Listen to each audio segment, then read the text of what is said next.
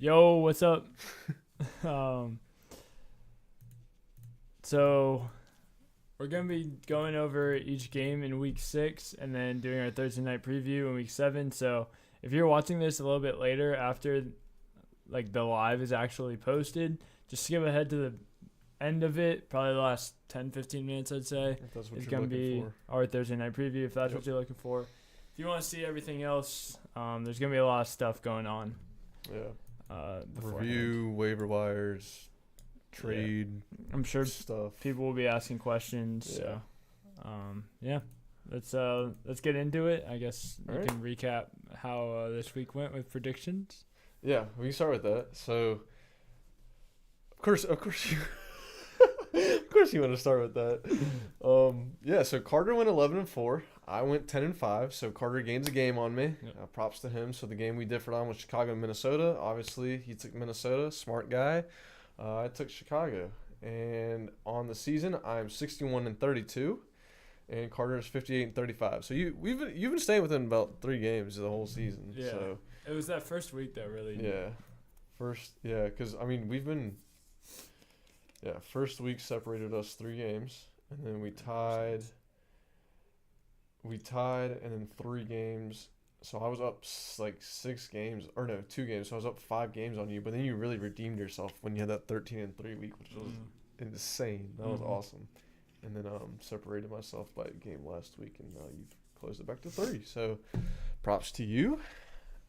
Props to me season long. So thus far. So we'll kick this off with last week's Thursday night game, which was Denver coming into Arrowhead, which I didn't get to watch the game. I was traveling to St. Louis, but a bit of an oddity to me. I was keeping up with pretty much every play, but I want to start by saying I think the Chiefs' defense is. I feel like we end up saying this every year, and I'm gonna say it now. Like, it's an elite defense. Like I know it's the Broncos. Say what you want, but like this is a defense that gets after the quarterback. They know how to get pressure. They know how to timely turnovers. They're just always a stout defense. Obviously, Chris Jones leading them in the middle. But going into fantasy, Russell Wilson's just not like he shouldn't be on your roster. He's not a waiver wire pickup. What's up, just a random kid? What's up, bro? Thanks for joining early. Yeah. Getting to hear us talk about Russell Wilson and the Denver Broncos. Russell Wilson is droppable easily. Like, he should not be on your fantasy radar. He's I mean, I know he has some good games against crappy defenses, but he goes against Green Bay this week. He's an afterthought to me. Detroit defense is underrated. Not gonna lie. Yes, I agree. You're ruining the cast, man. I'm supposed to get no, but I definitely agree with that. But yeah, that's definitely something I'm going to emphasize here when we get to that game. What's your thoughts on Javonte Williams? Because I feel like he's really efficient right now. He's just not getting like he got the main workload. He just didn't see any receiving work or anything. Right. I don't know. I mean, he was coming back from his injury, so I think that his role is solidified. He is the number 1 there, without a doubt. So he's like a flex option in my opinion. Yeah, I think he's a really good like buy low, if that makes sense. Like, if you can buy him like really, really low, like I think trading away. I'm gonna lose. No, you're good, bro. But I think if you can trade away like a really low depth piece for Javonte, like I think he's gonna warm up as the season goes on. He's really efficient with his touches, I feel like. Yeah. My he was only running thing, hard that game. Yeah, my only thing is that McLaughlin seems to have possibly taken that receiving role out of the back. But we've seen Javonte do it, so it's like I don't think he's just gonna get phased out of that. But I think Jaleel is gonna be their 3rd down guy. Yeah, for sure. So Sutton is having himself he has 4 touchdowns in 6 games. So Cortland Sutton's having a solid season. With all the Jerry Jeudy seems to be on his way out apparently. So I really like Sutton as the guy there. And although this has been an awful offense, I have Sutton on my fantasy team. Have not started him a single week, but might have to start thinking about it. I'm proud of Sutton. He's just like, he was a guy that we picked up on in the offseason. I feel like we say this every week, but it's because he proves us right every week. So. Shout out to Sutton. I think he's a great depth piece. He's a guy where, in my situation, I have like way too many receivers that are all on the same sort of level. So he's a guy where I might look to trade away some pieces, flex him, and add a star to my team. So if any of you have Cortland Sutton, just a thought to have if you're in a similar situation. Moving to the Chiefs side of things, Patrick Mahomes, a solid game, solid completion percentage, solid yardage. Did throw that pick, but I mean, I'm not worried about Mahomes at all. But that offense is not looking to. It's not that fire that we're used to. You know, like it's not right now. I'm not worried about it. I'm not. You just want to see the Chiefs offense. You know. Yeah. What I would say about Patrick Mahomes is, like, do you think he's still a number one quarter? Like, I don't think he's quarterback one anymore. Like, he was unanimous first quarterback off. Well, right. I mean, in our opinions, at least. Right. I think Josh Allen has kind of outperformed him. Quarterback, I'm not. Maybe Tua, dude. I mean, like, Tua's I definitely feel like there's questions with all the, like, Allen, Hurts, and Mahomes were obviously those top three guys coming into the season, and I feel like there's certainly questions surrounding all three of them, especially Hurts right now. Josh Allen has not looked great. He's obviously putting up numbers, and when he looks good, he looks really good, and then he has moments where he just doesn't look that great. Wait, one second. How do you guys feel about Calvin Ridley? I would say he's a buy low guy for sure. Yeah, just depends what you have to give up for him, in my opinion. Mm-hmm. Like, obviously, you got to think at some point he's going to hit. We saw that chemistry with Lawrence in 2 weeks out of the season so far, especially week one. Very talented player. I think if you can buy low on him, I agree with that assessment. Yeah, I would try to also emphasize the point that, Lawrence is out, or he might be out this next week. So, if the news doesn't look good for, say, like a week or two, if you want to buy him real low, just be like, hey, dude, Lawrence isn't going to be playing. Like, I have this guy. He's going to help you out. I'm not opposed. I think he's a decent buy low candidate. I view Ridley more as a flex now. 6 weeks in this season, to me, he's more of a flex. That's just where I look at him right now. Yeah, so I mean, he's proven. It's a real low buy, but he definitely still has that potential to be a wide receiver too at this point. Right. So moving forward in this game, Isaiah Pacheco, real nice usage. 16 carries, only 4-yard average, but saw 6 targets, caught all of them for 36 yards. So Pacheco, guys, Carter and I, that's a guy that we've kind of highlighted the last few weeks here. Is picking up steam, really taking on the lion's share in that offense out of the backfield. So love to see that. No other running back had more than 2 carries. McKinnon's not even getting carries, really. Yeah. CEH is for some reason or another. You see what Mahomes said about Pacheco? No, what he said? He said he runs like he's mad at the ground. He does. That's a guy, when we were watching the Detroit game, we were both saying, like, just love watching him run the ball. He runs like he's mad at the ground, bro. I'm so just fires his feet, bro. Travis Kelce, guys, had a real Travis Kelce game. Just didn't have the touchdown to top it off. The guy caught all of his targets for 124 yards. Looks doing Travis Kelce things. So yeah, I'm not worried about his ankle at all. Yeah, no, obviously not. I gotta get to it. Rashee Rice, baby. It's the last time I'm telling y'all. If he is not picked up in your league, you better go pick him up. Rashee Rice, Rashee Rice, Rashee Rice. I said it going into last week. Last time I'm gonna say it. Rashee Rice will be the Chiefs' number 1 wide receiver from here on out. He gets good targets. He's a good run after the catch receiver. He has a little bit of a drop issue, but like in that offense when they're looking for someone to step up, it's been Rashee Rice. Has a couple touchdowns on the season. I love Rashee Rice. I think he's a great guy to have on your roster. He's gonna be good. He's gonna be one of those rookies that really comes on at the end of the season. And none of these other guys have really made an impact whatsoever. Kadarius Toney, 3 catches for 9 yards, did have the touchdown. And then Sky Moore, 2 for 22. So yeah, like if and when a wide receiver emerges, it'll be Rashee Rice. Yeah. So like those other 2 guys, Toney and Moore, have had their chance. They've had their opportunities. Have not gotten it done. Like I'm out on them. I'm just not. Don't waste your time with them. The Rocket Porta did good for a guy who was injured. Yeah. I forgot Yeah. So just a random kid has actually been watching us for a little bit because I remember he was sending stuff like Laporta to the moon, stuff like that.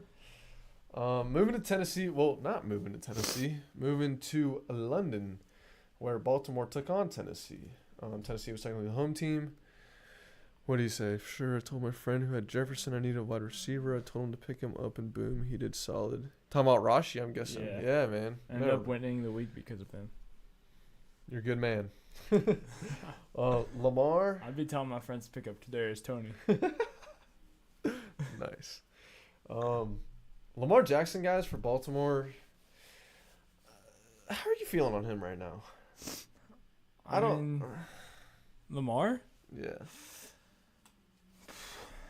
I just think that Baltimore is a team that's going to score low points and be in gritty games just because, I don't know, that just seems to be their identity. But, like, we see games where they have, 30-something plus points. So they have really good offensive weeks. He gives it to you with his feet. So, like... Yeah, 62 yards looking at it. I mean, he's basically RB1 on that team also. Right. He's their best running option.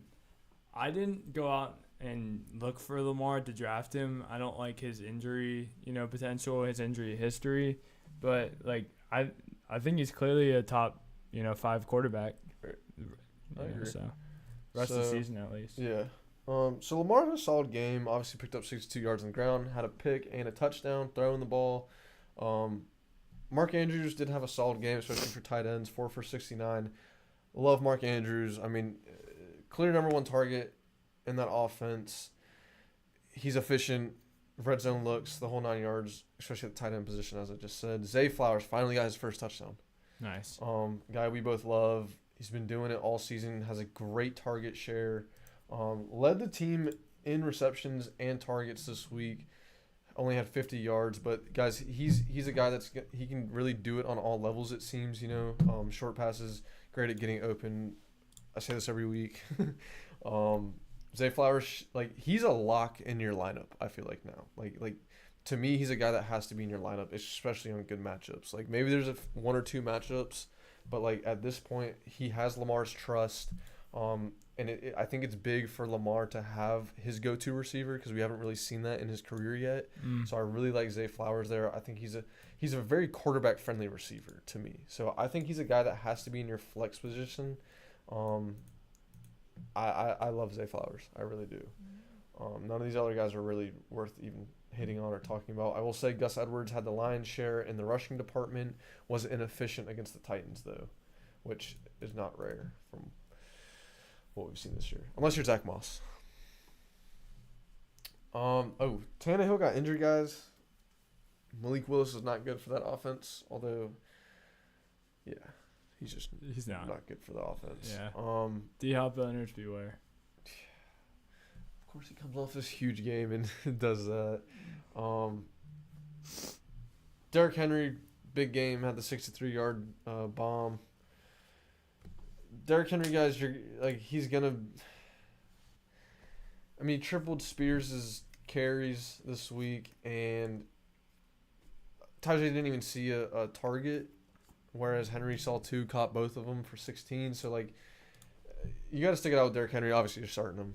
It's not much of a question. Yeah. Oh no, I'm sorry. Tajay, he had the one catch for 48 yards. So shout out Tajay. Sorry, missed that. It just stinks that because you think of Derrick Henry as that workhorse, and that's just not really. That's just as much who he is. He still does get most of the runs. He still is used, but he's not in every single. I mean, he's 9th in yardage. Is averaging 4.3 yards a carry, which is not indicative of everything. He's fourth in carries. So they're still using him. Yeah, I mean, the guy's still getting used. Only 3 touchdowns on the season. Obviously, when you think of Derrick Henry, you'd like to see a little more of that. His breakaway rate is 7.1. He has 7 breakaway runs, which I believe, tied for Achane for the lead. Obviously, Achane doing it at a much higher rate. So Tajay Spears is actually 9.7 in breakaway rate, which is good for second, where Henry's good for 10th. So, I mean, Henry's still good. I just like to think about him if he was on an explosive offense. You put him behind Philadelphia's line, dude. He's gonna do what Swift is doing and much more. Right. I feel like Titans have had a pretty rough go at it. If so Browns, Bengals. Of course, they beat the They Chargers. destroyed the Bengals. Yeah, they beat the Chargers. Oh my god, that was terrible. Who was their first game? So it it was New Orleans. New Orleans. New Orleans was their first game. They lost so that. They played New Orleans. They played the good Browns, teams, dude. They played the Colts. These are good run defenses. Yeah. Bengals they crushed, but Ravens. So I don't know. Look at the rest of the schedule. It's got Falcons, Steelers, Jaguars, a team you can kind of run on. Panthers, Dolphins are a team you can run on. Texans twice. Seahawks. So I think it only gets better for Derrick Henry. Right. Some tough matchups in the beginning weeks. Agreed. Because a lot of it too is just game script. If they're up, they're gonna have Derrick Henry in more. Which is still weird though, because it was a close game and they only rushed the ball 16 times. True. That's weird. I didn't end up watching that whole game, but I remember watching the beginning, and it was a lot of 3-and-outs. Yeah. Agreed, random kid. It's. I don't know why he signed in Tennessee. I still don't get that at all. Moving to Atlanta though, my Redskins got a dub, and this is what they do: they lose to teams that are trash, and then they beat teams that are up and coming, and then they end up at 500, 9-8, and then they pick 16th in the draft, and then they do it all over again the next year. Sam Howell though had a hell of a game. Statistically, I actually did not get to see it. As I said, I was going to St. Louis. Only 14 completions, 3 touchdowns. Great percentage there. Did take 5 sacks. Got to clean that up. Offensive line is trash too. Sam Howell, I think, is a guy that should be rostered as a QB2 in your league. If he's on waivers, I think you should have him. He's put up some really solid stats throughout the season this far. He's right now right behind C.J. Stroud. He's number 13 quarterback. He's had over 20 points in 4 of his outings, and 17 in another 0.6 in the loss to Buffalo. That's 4-point touchdowns, right? We're looking at 6. We play 6. We play 6? Yeah. You sure? Yeah. Okay, so 6 point. Yeah. Didn't run the ball as much as I thought we would have. Brian Robinson only had 10 carries, 31 yards, saved his day with the receiving touchdown, which was a nice trucking some dudes out there. B-Rob is I think he's a solid.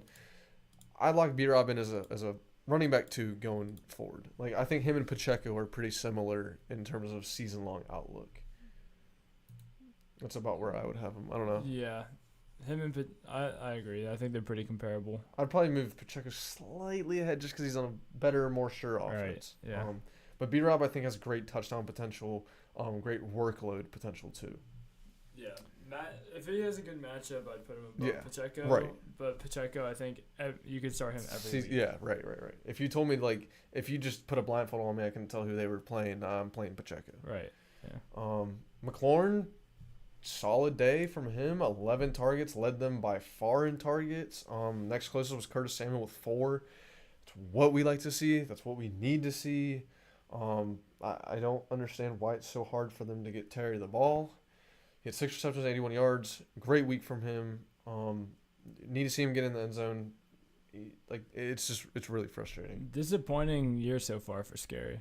So. Disappointing year for Jahan Dotson. Especially. Scary year for Scary. Scary year for Scary, dude. I would not be upset to see him go to a different team and ball out. So Curtis Samuel is a good pick for the waiver. Yeah. I would stay away from that pick. Dude, as a Redskins fan, as you can see, Curtis Samuel has these games where we use him and he looks like the perfect Swiss Army dual threat dynamic player, and then the next week he'll go out and do nothing. So I think he should be rostered in leagues just because of his potential. I don't disagree with that. He will be one of the top waiver wire pickups just because when guys come off games like that, that's what tends to happen. It's hard for me to see consistency in that because there's no consistency in this team at all. Not like a terrible flex play though. I mean, there's a lot of buys this week, so right. Yeah, 6 buys coming up, only 2 this last week. So moving to Atlanta side of things, Desmond Ritter is just. I mean, he had 300 yards again. But he threw 3 picks. Not great stuff from him. He's not rosterable in my opinion. Rushing, Algier and Robinson split the workload evenly. We bottled them up. I think that's what if your running back is playing against Washington, like if it's a running back on a not elite offense going against Washington, it's going to be tough sledding. Yeah. I feel like that's what we've seen the past few years. That's just how it is. But when you're Buffalo and you have James Cook, that's the type of guy you start. So, yeah, Bijan, not great. But Bijan's getting a lot of targets. Mm-hmm. Like, that he's done that season in or season long now. Every single season. Every single season Bijan Robinson has played, he's gotten a good amount of targets. He's very consistent. Yeah. He was second on the team in targets. So, good stuff from him. He's one of those guys that can save your day one way or another, whether it's through rushing, touchdowns, or receiving work. So he's everything we thought. A guy I want to highlight real quick. He's on my team. I did not start him this week. Drake London. Now, granted, Washington's pass defense has not been good. We've seen that. I don't know why. Like, I literally said this on the podcast. I don't know why I didn't start him. I'm kind of stuck on triple F, side eye. Hey, what's up, bro? But Drake London is a guy that did not start him this week. Torched our defense. He's put together some solid weeks now. If he can carry this momentum, like, that's very, very, very encouraging. A guy that I've always said is uber talented, a top receiver in this league. I'm not saying like top guy, but he's a guy that has great talent. If he was on a really good team, he'd be really good. So he's stringing together 3 solid games now.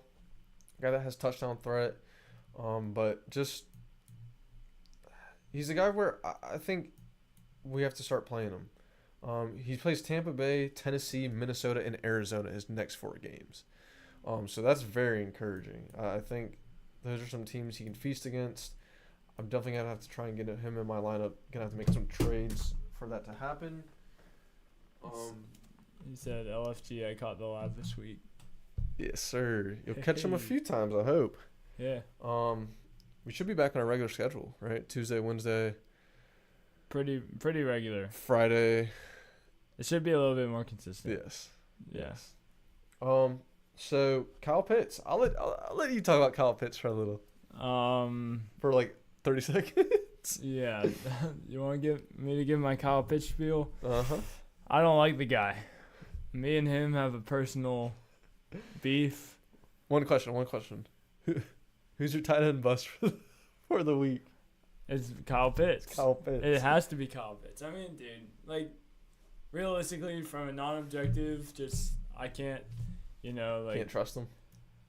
No. Just from, like, a non... Oh, you can't. Like, I have this little thing against Kyle Pitts going right now. It's like me and James Conner. Yeah. So, I just have to say I just like him. But on a realistic point, I mean, dude, they throw to the tight end so much. Like, him dude, and Johnny Smith. Yes. Johnny Smith's tight end 9 on the year. Kyle Pitts is, that is insane. So, like, that is insane. Could you start? Are there 2 startable tight ends? They've both been startable the last, like, 3 weeks, I think. Or, like, 2 weeks, which is insane. Yeah. I mean, you would like to see some of those targets that Johnny gets go back towards Kyle Pitts. Right. So I think he's back on the radar. Yeah. I think he is now rosterable again, but he will be my bust every week from here on out because I committed to it. So. Yep, sure did. But yeah, so guys, that wraps up the Atlanta-Washington game we got wrong. I just always doubt. When I doubt, they win. When I'm up on them, they lose. So just start doubting them. Yeah, I guess. I feel like I doubt them every week though. Even when I think they're gonna win, I still doubt them. Yeah. Moving to Chicago, a real ugly game here, guys. Minnesota came in, got the W without Justin Jefferson, but it was not a pretty game. Justin Fields is obviously the headline in this one, I guess. Out with a dislocated thumb right now. Things are not. He's looking doubtful. The X-rays were negative, so he didn't damage anything really. Just dislocated, had to be put back in. He's doubtful going into this week. Not great stuff. So he was not looking good to start with. That's not helping. there's not much to highlight. And like Deontay Foreman obviously had the bulk of the carries, averaged a healthy 4 yards per carry. If any of those other running backs are back, though, you got to think that they take on. Obviously, Khalil Herbert's on the IR. Mm-hmm. Roshan was out because of concussion. If Roshan comes back, I'd expect him to be a more valuable guy than Foreman. Foreman's more of a one-dimensional type of guy. Mm-hmm. DJ Moore, guys. So if you're a Moore owner, obviously, assuming Fields is out for a week or two, I'm not sure. I'm not sure you absolutely sit DJ Moore. It's hard for me to say that. I do think,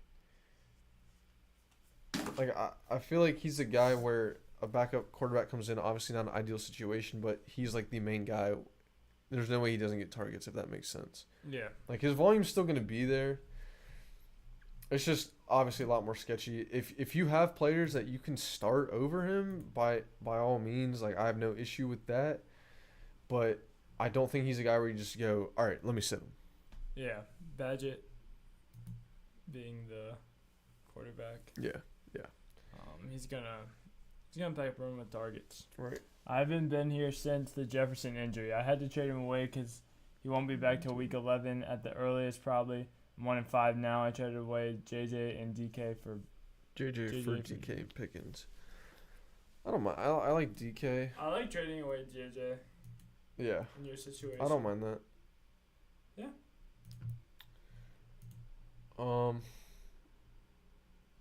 Vikings. This is just an ugly game. I have no. I'd say that's a good trade. Yeah, I say that's solid.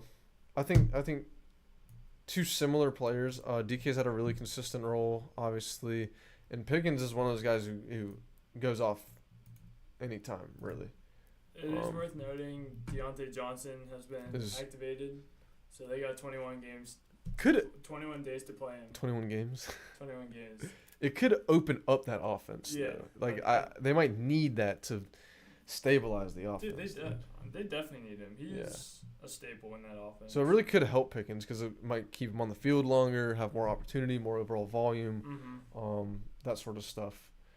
So Cousins had a pedestrian game, not the 250 and 2 touchdowns that we're used to. 181 and a touchdown. Kirk Cousins obviously rostered, if not starting in your league. One thing to point out here, dude. Alexander Madison and Cam Akers, their roles. Madison had 18 carries. Akers had 1. Obviously, Madison was not efficient, but he also saw 7 targets, which was second on the team, whereas Akers only saw 1. So Akers literally had 2 touches, whereas 2 opportunities, whereas Madison had 25. Yeah, it's pretty clear that they're sticking with Madison until So if you stuck it out with him or traded for him, not that Madison's like crazy right now doing anything wild, but you gotta be you're as happy as you can be, really. Yeah. No, he's a startable running back too. Yeah, for sure. Super dependable workload, and you would like to have Justin Jefferson in there just for overall scoring opportunity, but if anything, that just helps him get more targets. Right. So Hawkinson had his day. Interesting, Jordan Addison did get the touchdown, which is always great, but him and Osborne tied for 5 targets. This is just a weird game, though. I don't know how it's going to look moving forward. I don't want to come to any assumptions under a one-game sample size. Mm-hmm. Obviously, I like Addison a lot more than Osborne. I've been a big Addison guy. What's that I say? My next 4 opponents aren't even projecting over 100 points. I'm favored in the next 4 games by a lot. Hopefully, I can fight back to 500. Hope so, man. That's the goal. Yeah. I would like to get to 500 too by next. What are you now? 2-4. 2-4. So, but realistically, the next 3 games. Yeah. Well, I guess if I was to lose one. Yeah. I would like to get to 500 as well. 10-team PPR, 1-5 record. Lamar, Saquon, Kenneth Walker, DK, Olave, Laportas. Like, bro, that's crazy. T-Law, Dobbs, Roshan, Tank Dell, Javonte, Tajay Spears. Like, you have a really nice starting lineup, especially with Lamar and Flowers in there. Obviously, you get Walker back this week off of bye. Yeah, I mean, you got a solid team. So Romeo Dobbs is, Interesting. interesting. Yeah, I definitely like trading for DK, needing the wins now though, because then you have that certified wide receiver, one wide receiver, high end wide receiver 2. Right. I also think you The couple solidified your will bench a go out lot with getting Pickens. I think that helps. Yeah. So, yeah, ending with this the Viking side of things. I mean, Addison is a smash start moving forward in my opinion. I love the guy, very talented player. You're just gonna have to see. I mean, Minnesota's not a great team obviously this year. They do play San Fran this upcoming week, so that's gonna be a tough one. The Bears play Las Vegas, so if there was ever a time to need a backup quarterback, it's not. It's right there. Let's go Badgett. So this is the one that Carter got right. I got wrong. So props to you, dude. Yes, sir. Moving to a bit of an underwhelming game, I think, in my opinion, was Seattle coming into Cincy, only 17-13. I wanted to see some fireworks here, guys. Did not get that. Cincinnati, we'll start with the winners here. The offense is still not doing offense things. Cincinnati is just not. Yeah, I mean, they've come back in It's weird. spurts. It's really weird. It's like they just kind of like use up all their they just contain 3 weeks and then just let it go. Jamar Chase for 50. But Bengals look to be back in the run of it. Dude, the AFC North is really good this year. Like, very interesting. Yeah, especially with the Browns. Dude. Yeah, the Browns are doing good. Steelers beat the Ravens. 3-2 now. Yeah. Bye last. They had the bye last week. Yeah, so them and the Packers. Very interesting. Yeah. So Burrow's solid, nothing crazy. Same with Mixon. He just has not blown up. He's still getting the lion's share there. Nothing really to worry about in terms of volume. It's just a matter of efficiency, finding the end zone, which you would think would have to happen at some point. Now the receivers, Jamar Chase, 13 targets, 6 receptions, 80 yards. Chase is he's still that guy. Mm-hmm. Boyd had a great game though in terms of volume and finding the end zone. It's just 5 yards a catch is not great. I think Boyd is a guy that's interesting as a flex play. T. Higgins could be back next week. Well, he played. Well, yeah. Fully. In form. Yeah. So, yeah, Higgins is obviously really frustrating right now. You probably drafted him in the 3rd round. He's just not – it's not there right now. It's just not. Tough to say what to do with him, how to feel about him in the year and looking out, because as long as he's going to go as far as Bengals offense goes. If they're not functioning, then he's not really going to be great. I like him as a buy low. I do too. Similar I think to Calvin Ridley. Yeah. I would put them right at the same spot.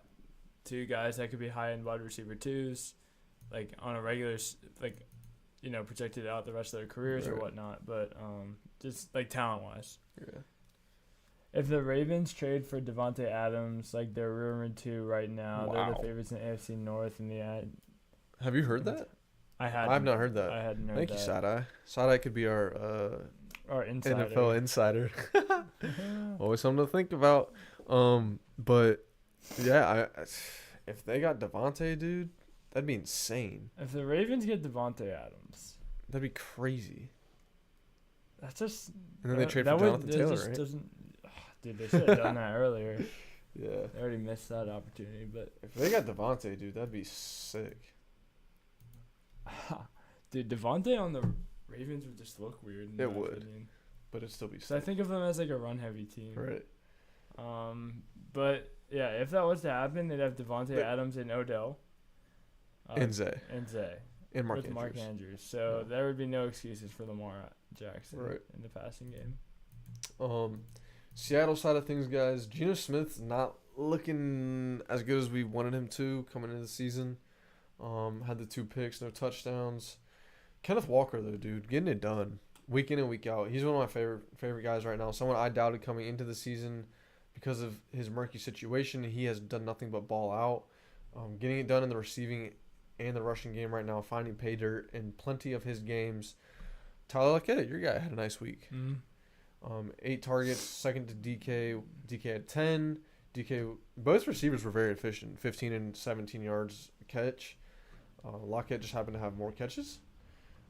A bit of a JSN sighting, 4 receptions for 48 yards. He's still obviously third in the pecking order. He's a guy you just want to keep on your bench right now. If one of those other 2 guys gets hurt, he's going to step up. I think he'd have his breakout game or whatever you want to say. But right now, DK and Tyler are on top, I believe. Yeah, so Seattle just came off their bye. The Bengals are going into their bye. So, but yeah, I like Kenneth Walker. I like DK and Tyler. Ravens going to make a move for wide receiver. I'm just hoping it's not Jerry Jeudy. Oh, gosh. Jerry Jeudy would maintain the exact same relevance he has now if he went to the Ravens. Like, he would just be another guy. He has to go to, like, a really good passing team. Like, dude, for him to be relevant. They're not going to trade in division. They probably won't. But I can see. I mean, see a lot of it happen in the AFC North. Yeah, actually, you do. Or in the AFC West. Dallas, I've heard. Which I don't feel like they need him either. They have Brandon Cooks and Gallup in the 2-3. Yeah, it's not gonna. What would be a good Jerry Jeudy landing spot? Jeez. I've heard the Texans, but they also have 3 guys that are legit. The Texans don't need him. I'd like to see him go to the Chargers. Yeah. Honestly. Maybe the Lions? Ooh. But, I mean, they have Reynolds and Williams. Yeah, no, I feel like Amon-Ra is, like, also, like, because Jerry Jeudy could be he could be an alpha receiver, in my opinion. Like, just strictly based off of talent. Yeah, I guess. I would like to see him. He's not needed. He can retire. Yeah, you might as well just retire. Maybe, like, all right, I'm going to pick a team. You figure that out. I'm going to pick a team. All right, moving into our upset of the week. And maybe this is the team that could use him. Cleveland beating San Fran. He'd be kind of sick in Cleveland now that I'm saying this. Because they don't really have a number 2. Cleveland guys came out with the dub against San Fran. I will say, not to boost myself up here, but I said it might be a tougher game than we expected.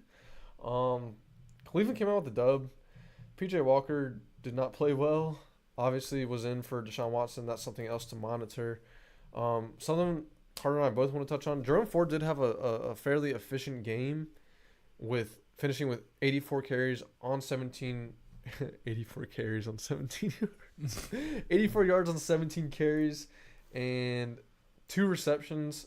Nothing crazy, but I think that's something I really want to highlight. I'm not super high on Jerome Ford. I think if you can trade him away to someone that's running back needy, I would try and package him with someone to get a star running back, something like that. I'm just not big on Jerome Ford right now. Kareem Hunt, I'll let you touch on him. He's a guy you want on your squad right now. You're higher on waiver priority than I am. Oh, yeah. This is because waivers this week, for me, aren't like that necessary. I don't have any of my starters on a bye. Not played with injuries in my running back position. So I'm actually in a pretty rare situation. Also have Mostert, Eckler, and JT. So that's why I like the Hunt pickup. I have the number 1 waiver in my league this week. So rest of the season, I like Kareem Hunt over a lot of the guys you'll see, like Craig Reynolds, Elijah Mitchell, some of the other guys on the waivers that are being picked up. I think Kareem Hunt could slowly, work his way into being the top running back there. They had a bad week last week, and then obviously that first week he didn't really get any run because he was, just signed. But he still did get some run. This week was a little bit more of an open game, run central, and he had a decent week. So I like to pick him up and just stash him for a while. Yeah, I would agree. Also, if we're talking about landing spots still, I'm going. I think it would have been better if the Dolphins just didn't get Claypool and they went with Jeudy. But I was just thinking that. I'd go with the Giants. I think they need he could go there. Or no, Patriots. I was like to see him on too. the Patriots. I fantasize of T. Higgins going to the Giants. I just think that's like perfect. Anyways, so yeah, Kareem Hunt guys is probably the top pickup this week. I don't really know that there's many big ones this week. Obviously, we'll get to them game by game. Amari Cooper still led the team in targets, led the team in yardage, led the team in reception. So he's still that guy, regardless of Deshaun Watson being in or out. What side I said? Do you guys believe in JSN hype? I'm hearing people say he's going to eclipse Lockett and DK in targets. I don't know about that. He's been hanging around the line of scrimmage a lot. Yeah. You can talk about it. So, your final assessment right there, I believe, is spot on. Like, his yards per catch is really low. They have not... I don't see... I've seen people saying the same thing. I don't see it happening. Like, I think Lockett and DK, as long as they're healthy, are going to be the top guys in terms of targets, usage, yardage, catches, whatever you want to say. I don't see that happening right now, especially, like, if one of the two guys were, like, not performing well or something, then yeah, maybe. But both of them are doing what we've known them to do their entire careers now. Mm-hmm. So I don't see JSN all of a sudden just like, it's not like he's proven anything yet to where it's like they're gonna get him the ball more, they're gonna feed him the ball more. Like, no, I don't see that. I don't see that happening. Yeah. Like, if you're saying this because of trading for DK, like, I would not be worried. Yeah, and his role is kind of that underneath guy because Lockett's a stretch player and DK can kind of do it all. So yeah, they have not unleashed him, for lack of better words, at all. Yeah. So yeah, always on the same wavelength. That's why I love this show. Yeah, man, we'll port it to the to the moon. But so Niners side of this game, guys, Purdy was not great. Two great defenses going against each other. Cleveland's defense is legit. I'm here to say that they're the best defense in the NFL. McCaffrey did leave this game injured, so do you like Jordan Mason or Elijah Mitchell more? Elijah Mitchell. Okay. I actually like Jordan Mason more. Okay. I think he's the better runner. I like him I don't know. Like, Elijah Mitchell's been good. Like, you've seen it before, but I don't know. Mason, when I've seen him get his touches, like, he's always good to me. But sure. I think you pick up one of the two and just take your chances on one of them with McCaffrey out. San Fran's an explosive offense, so I think there's room for both of them. Yeah, I mean, I could get 5 yards of carry on San Francisco's running. But this is the thing. This is why I picked Mitchell, because last week he was coming off a knee injury that he'd been struggling with for, 2 or 3 weeks. Yeah. And he's just been the guy that backs up McCaffrey for, like I don't think the 49ers would have any, reservations playing Mitchell. But as you're saying, Mason's been good too. So it is kind of like a 50-50 shot here. Right. I just lean Mitchell a little bit more just because of legacy. That's why it's a 50-50 shot. Yeah. So moving to the receiving side, guys, Brandon Ayuk led the team in everything. 10 targets. The next closest guy was Jawan Jennings with 4. Brandon Ayuk is a beast. If you want to buy low on him after this week, go ahead. I love Brandon Ayuk. I have him on my team. I think he's a great player. I think I got him in the 7th round. So, No, he was 5th, 6th round. I got him in the 6th. Yeah, nice. Amazingly. McCaffrey obviously saved his day with a touchdown. George Kittle, I would not be down on Kittle as boom or bust as he's been so far this season. This is a really good Browns defense. I cannot stress that enough. But another game we got wrong. Shout out to Cleveland and just a random kid. I see you say your kicker messed it up. It's crazy because I was watching this game, not watching this game on my phone, but keeping up with the game on my phone. I was I can feel this guy missing it. It'd just be funny if he misses it. And then I looked back and he missed, and I was like, damn. I was thinking about how much we've mentioned Jake Moody on some of the chats. So that was pretty interesting. So one thing I do want to say about JSN is that his target separation more than doubles, or just about doubles, both DK and Lockett. So I'm not here to say that he's not a good player, because obviously he is. He's just not. He's his route run percentage is the lowest. His snap share is hovering close to 50%. His average target distance is 4 yards. That's not getting it done at all. Yeah, I mean, dude, the probability that Tyler Lockett or DK becomes, any less defined. Yeah, it's not gonna happen. That makes no sense. At least not this year. They're not showing signs of being bad. Both of them are on big contracts. So Moving to a game that was kind of funny at first, Miami and Carolina. Did you see Carolina was up 14-0 to start the game? Yeah.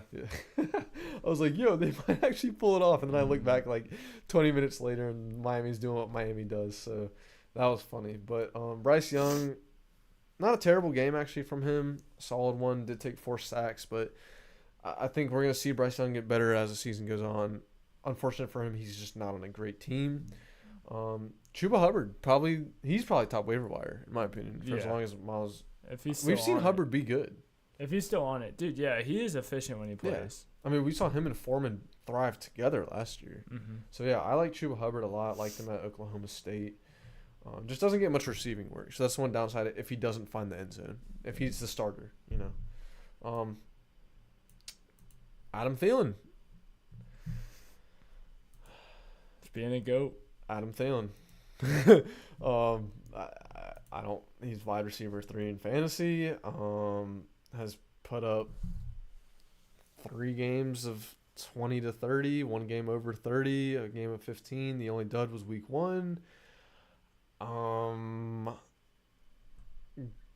Keep playing him. Yeah, like that's all you can do, or trade him away to someone that trade him really high. 6 weeks is pretty solid sample size too. Yeah, so like I mean, I still think that something is gonna happen with Thielen because he's older.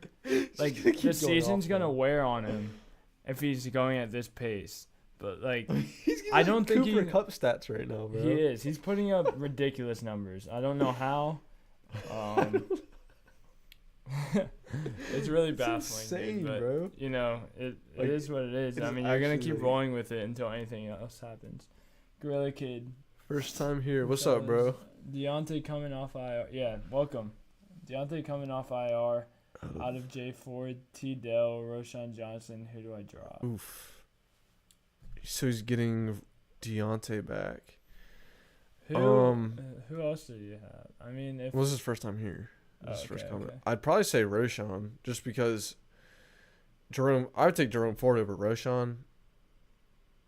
You know, like that's because you have 2 running backs that you're deciding between, and then I would keep Tank Dell. I think he's a good asset moving forward, and I would just drop Roshan.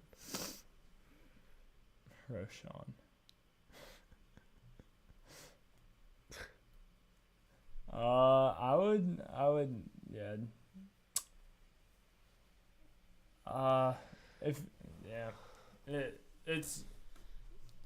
It's a little closer than I'm making it though, but yeah, whoever you want, Roshan or Jerome Ford. I mean, I like Roshan. But with Khalil Herbert out, if you can trade Jerome Ford, that's what I would do. Yeah, something like that. I'd trade Jerome Ford and someone else. But yeah, if you had to drop, because you can't drop. Roshan. I feel like you can't drop Jerome Ford because he has literal value. You got Bijan, Mixon, Pacheco also. Okay, so you're definitely dropping one of those running backs. Yeah. But like, does that make sense? Like, if you see Jerome Ford on the waivers, you're like, oh, you're scrambling to go get him. Whereas Roshan, you're like, or like you said, Herbert is out. It's like, okay, yeah, like Roshan, I guess I'll put something in for him for my worst guy that's on the bench. Yeah. So that's my thought. That's what I would do. But you seem to have a really good team. Looking at my team, who would you guys offer for Kupp? The guy who has Kupp is 0-6. What would I offer for Kupp? Keep going up. All right. There it is. For Kupp.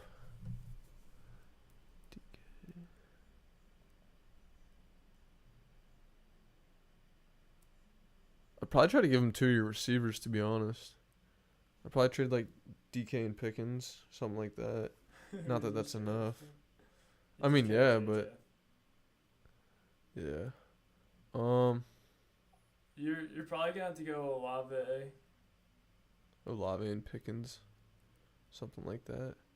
I mean, I don't even know if Kupp's pretty untouchable. Yeah, it'd be hard to get him. But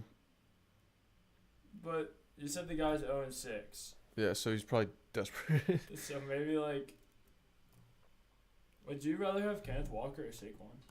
Kenneth Walker, personally. We've highlighted week in and week out how tough Saquon's schedule is. Although Saquon gets the bulk of carries. He is their whole offense. Like regardless of how efficient he is, he's getting carries, touchdown opportunity when they're in there, and then he's getting receptions. So like, Saquon's still great. Kenneth Walker's just having a hell of a season. I mean, if you're gonna throw out an offer, I would do something like Saquon, and like. So, my Olave, thing is maybe, but then he has no backup running backs. Right, exactly. So, I mean, I don't know. You'd have to package two of his. Yeah. Or you package Laporta and Olave, something like that. Although, to me, Laporta's untouchable. If you can get Chubbs with Laporta, I would. If you can get his tight end in return, that's what you'd have to do. Yeah, a lot. So maybe Olave and Laporta. Yeah. So, Adam Thielen, guys, obviously great. No one else in Carolina is really to brag about. Miles Sanders is in a bit of a situation. You can't really do anything with him. I don't even know that he's necessarily a buy low because when he's been playing, like he hasn't done what Chuba's done, So, just kind of treading water there with him. The Dolphins, Tua is arguably, top 3 in MVPs right now, having a great season. Raheem must start. Yeah, Raheem the Dream. Guys, he has been absolutely amazing for me. He's I'm a so beast. hyped for him. Laporta might be untouchable unless it was Kels or CMC for me. Any ideas of trading? Would you take wide receiver? Trades I can do for Mostert. Okay. I'm trying to trade Mostert as well. I don't think that this pace is sustainable, especially, with Jeff Wilson looking to come back this week. To trade Mostert. I've been sending out some offers, packaging him with, players like Lockett, players like Marquise Brown, and trying to just go for, like, another stud. I mean, Raheem Mostert is a stud right now, and he will be the next at least 2 or 3 weeks. The thing is, come playoff time, is he still that guy? Right. Because A-Chain will be back within 4 weeks now. Yeah. So I mean, if you were looking to trade him, I'd probably go for, I don't know, maybe like Travis Etienne, because I feel like Etienne's been really good. He's going to be solid throughout the season. I think that's a guy that's pretty stable, and also, like, Mostert thus far season long has been better than Etienne. But Etienne is one of those more stable guys who's still a really, really good running back right now. Yeah, I like Etienne. On the receiver side of things, maybe shoot for Devontae Adams coming off 2 down weeks. If you could, package, like Carter's saying, package Mostert with a low end wide receiver 2, and then go get Devontae like that. I like that. Yeah. So some guys like that. Maybe Kenneth Walker, like we're talking about right now. DeAndre Swift is another guy. Maybe Keenan Allen at receiver. Trying to think of some other guys for you real quick. You want someone that's obviously really solid. Yeah, I think those would be like some of the top guys I'd go after. Maybe Derrick Henry. I don't know how you feel about him. I probably wouldn't do that in all honesty. But yeah, so like any like mid to low end running back, like maybe Tony Pollard. Pollard would be a good target. Yeah, so if I hope that gives you a good idea, bro, of what you could possibly get. What Gorilla could say. Yeah, I would like to probably package him if people aren't too high on him, like one for one. Would you take Palmer over Dell? Palmer was getting a lot of action last night with Michael Williams gone. Now I have Herbert as my QB and could stack or keep Dell. I'd take Palmer all day. Palmer over Dell? Yes. Wide receivers are Puka, Garrett Wilson, Christian Watson, Lockett, Flowers, Deontay Johnson. All right. First off, dude, you got to make a trade because you got great running backs and you have a plethora of receivers, and you got Herbert and Kelsey. Yeah, go make a trade with two of your. Like, I'd go make a trade with one of your receivers and one of your running backs to upgrade. Absolutely. Who are his running backs? Yeah, Bijan, Mixon, and Pacheco. So I'd trade something like Mixon and Puka and go get like a number one guy. Yeah. Something like that, or Mixon and Lockett and go get I would just look to upgrade with a receiver and a running back and go upgrade at your second running back basically, because Mixon has not been great, but if that gives you an idea of something, but so to answer your initial question, I like Palmer more personally. Just better offense than Tank Dell is on, although Houston's offense is solid. But I think Josh Palmer's a really talented receiver. That's just how I look at it. I don't know how you're a Chargers fan, so. Yeah. He had a pretty, Josh Palmer stat line this week. He did seem like, he was doing good. He had a couple really good catches. I swear he had more catches than he had, bro. Yeah, it did seem like it. Dallas is a really good defense, so I think we just have to keep that in mind. Yes, they got blown out by the 49ers, but 49ers are going to do what the 49ers are going to do. So, yeah, I like Palmer for sure. I think you can flex him rest of the season. So, staying with this game, finishing up for Miami, Tyreek Hill does what Tyreek Hill does. One guy I want to highlight is Jalen Waddle. We've been saying for 2-3 weeks now he's buy low. Has not been producing like we liked. He was only one target behind Tyreek this week. Had one more catch. Obviously had 100 less yards, but also found pay dirt. So really like that for Waddle. If you stuck it out with him or you went and traded for him, good on you. I think moving forward he's gonna get involved in the offense much more. Yeah. You previewing my game over there? No, I'm looking to see who has Devontae Adams. I think it's Nick. No. Yeah. It is. Try to cook up something. What random kids say?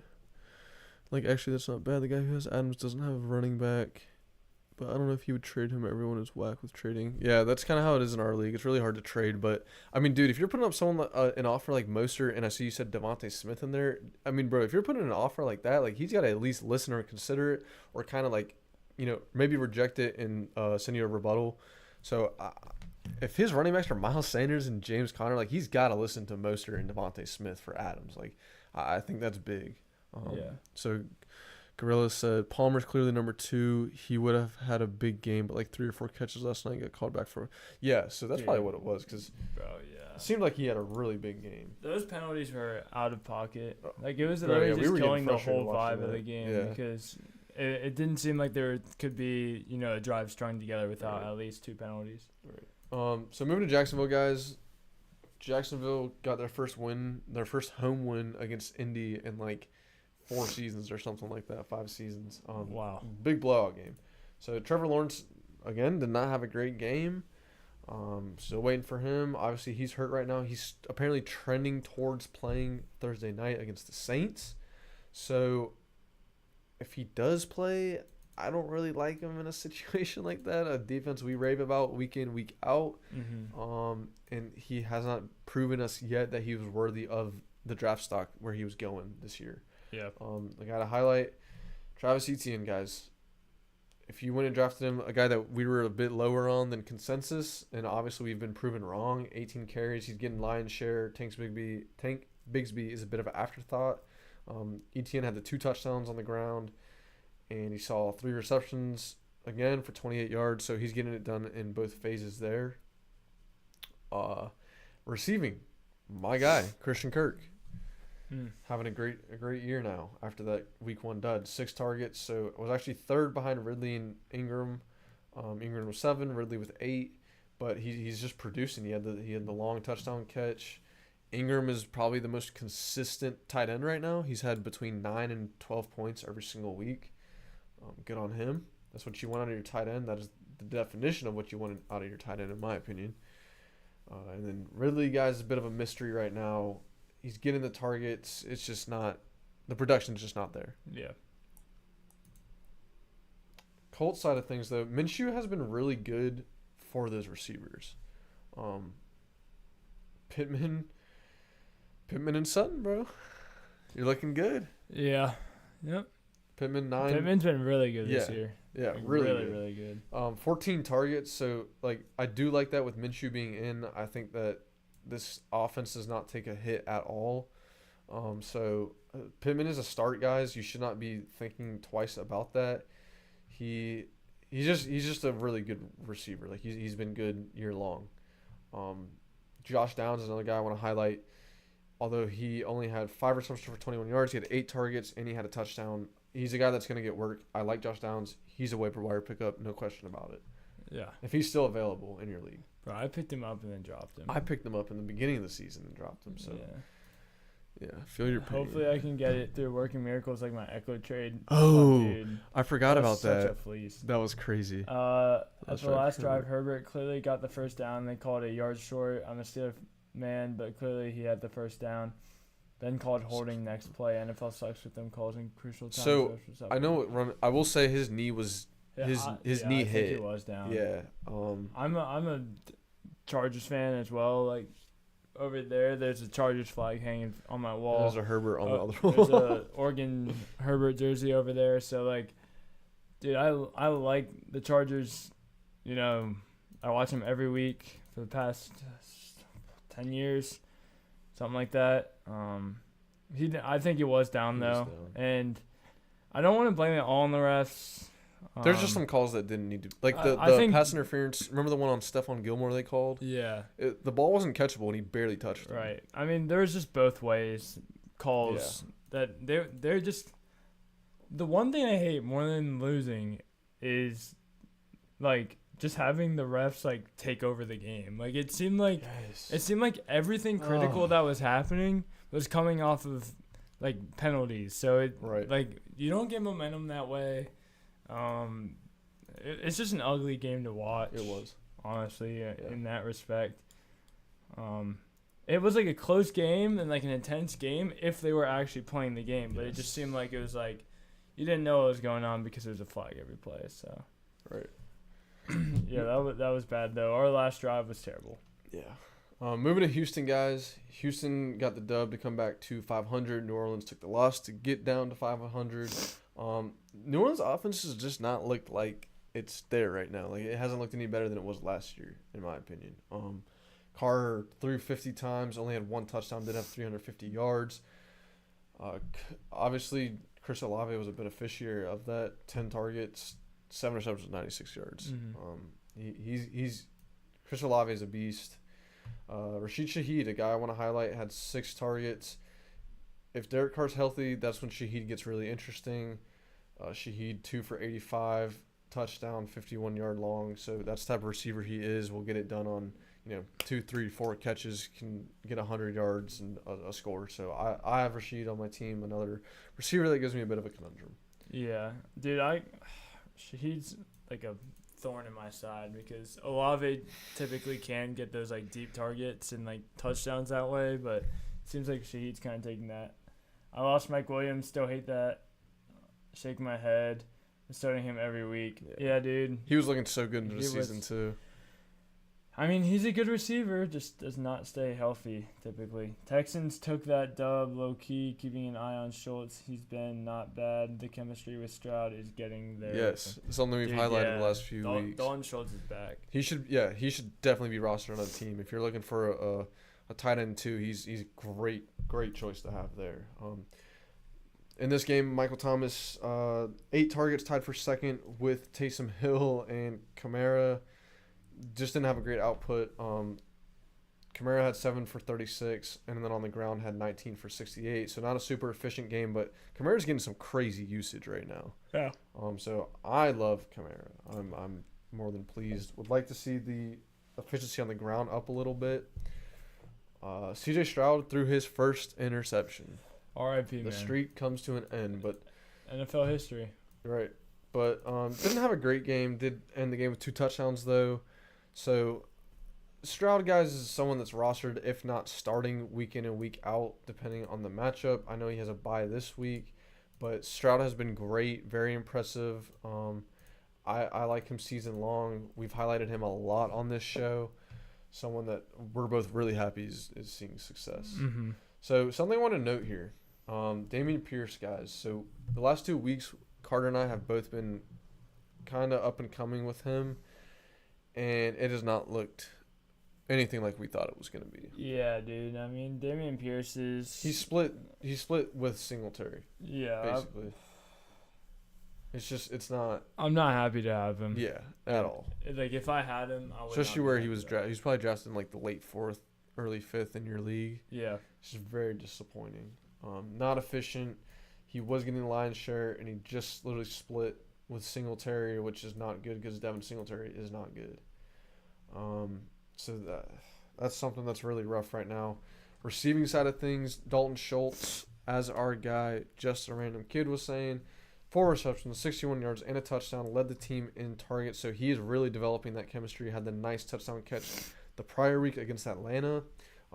Nico Collins, my guy, 6 targets, second on the team, 4 receptions, 80 yards. Notable, Tank Dell was not playing with the concussion, but Nico Collins, guys, guaranteed 20 yards per catch. As you can see, evidenced by 4 receptions for 80 yards. So Nico Collins is a guy that I love, should be in your lineup week in and week out. Obviously, he has the bye this next week, so he shouldn't be in your lineup next week.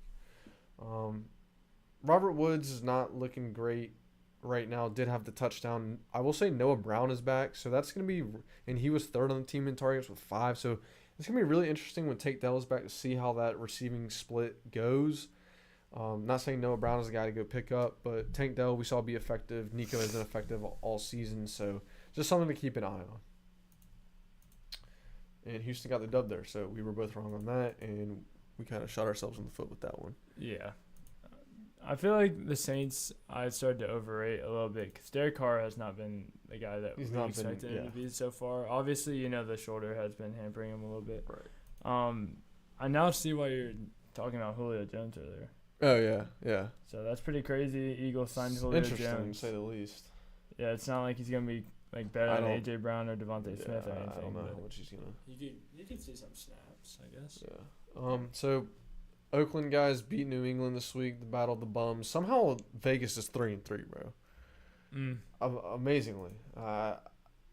It's not, dude. I mean, you think it's amazing, but to me, it's just Jimmy Garoppolo, bro. That dude wins wherever he goes. It doesn't matter how ugly it is.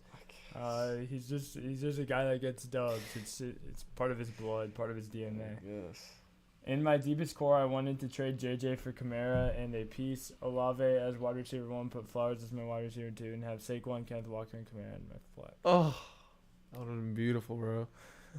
How's my favorite? Yes, sir, Chandler. What's up, bro? Chandler was our first guy ever on the live, right? I'm pretty sure he's the first guy that ever commented on the live. I'm pretty sure. So, Chandler, shout out to you always. Me and all my homies hate Derek Carr. hey, I don't necessarily hate him because Kamara's getting all the dump offs, so I'm cool with it. But I've been a little bit disappointed with Olave. I thought Olave's still put out though. He's been doing good, but I mean, he was one hurt touchdown last in the week. season. Yeah, but he's had crazy volume. Yeah, yes.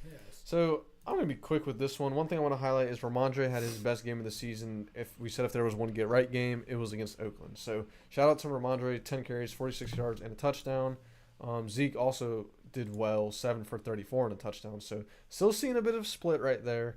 Ramondre did have his 6 targets and 5 receptions, which we really like to see. So hopefully Ramondre can get something going. We've been waiting for it all season. The Patriots do play Buffalo this upcoming week. So teams have been able to run on them, but New England's offense is not good. So do with that what you will.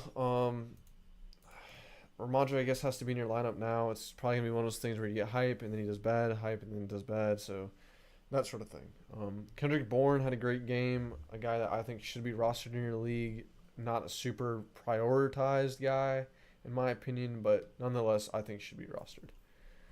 And then the Raiders side of things, I want to highlight Josh Jacobs. Josh Jacobs is having a very solid year. Came back from a bit of a rough start. He's really rounded out his season thus far. Has not been very efficient. Obviously, that line has not been very good to him, but he's getting the bulk, and volume is what we like to see, right? Yes. Volume is king. Yes. He's still elite. And he's getting it done in the passing game too. Obviously, only 2 receptions this week, but he had 5 targets. Mm-hmm. So that's very good. What we like to see. Michael Mayer. Michael Mayer. This guy out of Notre Dame somehow went in the second round. In my opinion, was the best tight end in the draft. One ahead of Laporta. But Michael Mayer was a kid I really liked coming out of Notre Dame. Had his breakout game this week. Rookie tight end. He's obviously in the tight end realm. He's a top waiver wire pickup because tight ends are just not good and very unpredictable. So he could go out next week and have a 2-catch game for 18 yards. But I've been a Mayer guy. I like him. I want to think that he can continue this. So I will say he's a waiver wire pickup at that tight end position. Jacoby Myers, bro. 5 receptions, 61 yards and a touchdown. There should be no doubts you're starting this guy. He obviously has a great connection with Jimmy G and Aiden O'Connell, whoever's back there throwing balls for the Raiders. Jacoby Myers is that guy right now. Devontae Adams had a poor game, so I think Devontae Adams is an absolute buy low coming off of 2 bad weeks. If there's ever a time to go get a stud, it's now for Devontae Adams.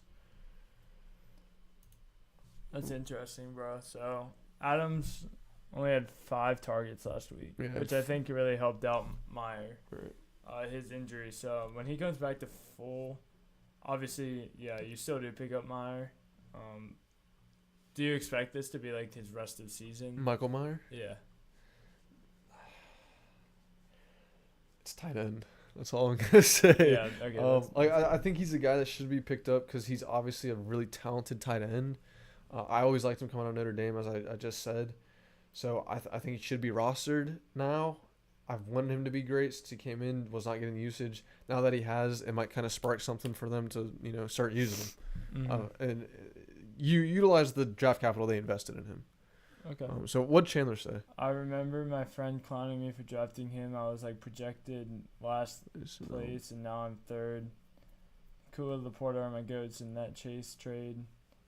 Oh yeah. That was awesome. That was sick. Trying to think of who clowning me for drafting him. Probably maybe Josh Laporta? Jacobs? I don't know. But all I know is he has Naku and Laporta, and same here, bro. Nice. What'd Chandler say? Trade Burrow, Kittle, Evans. For Herbert and St. Brown. Yes. Yes. No, 100%. 100%. Oh, well, yeah, okay, you're not doing the offering. Yeah, you're going to have to put in a little more there.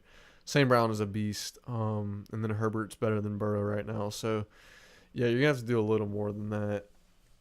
I would send that out and then upgrade it. I was hoping Mayer will be there when Laporta has his bye week. Yeah, facts. That's kind of how I'm feeling. Rolling with the rookie tight ends. Keep an eye. Michael Meyer. Gotta love Jimmy G. Making my bench look solid. Jimmy G's that dude. Yeah. Jacoby Meyer, I wouldn't say wide receiver 1. Not going to jump the gun on that. Obviously, Devontae, he's just in a slump right now. Yeah. Before that, he's put up monster numbers. So, yeah, he's Adams is fine. But like I was saying, bro, if there's ever a buy low chance for any of you guys that are watching, Devontae Adams is the absolute buy. There should be like a horn. We need to get that soundboard still, but there should be like a horn going off where Devontae Adams is absolute buy low. Mm-hmm. Buy low, we'll figure it out. So Chandler said there was multiple times in the game they were shadowing Adam. Yeah, so I mean, dude, when you're playing the Patriots, like if you've watched football for a while now, you know that's what Belichick does. He finds that's why he plays bro. When they were playing the Dolphins, did you see when they literally had 3 safeties the entire game up high? So that's what he does. Maybe Tyreek didn't have a great game. He still found the end zone, but he's never had a 100-yard game against Belichick. that's just what Belichick does. He finds your best piece on offense and neutralizes it. So you gotta think all those games they played, those big games they played against KC versus Patriots. Right. So moving to the LA guys, Arizona, they're fighting their guts out. It's just not leading to wins. Probably the best 1-5 team we've ever seen. If that's a title you want to own, I don't. But Josh Dobbs is coming back to earth a little bit. The Magic's kind of gone, not having a great past 2 games. There was some hype is he, should we pick him up? Is he startable now? Nah, he's just not. Shout out to him though. He's came over and he's getting it done. So I gotta give him props.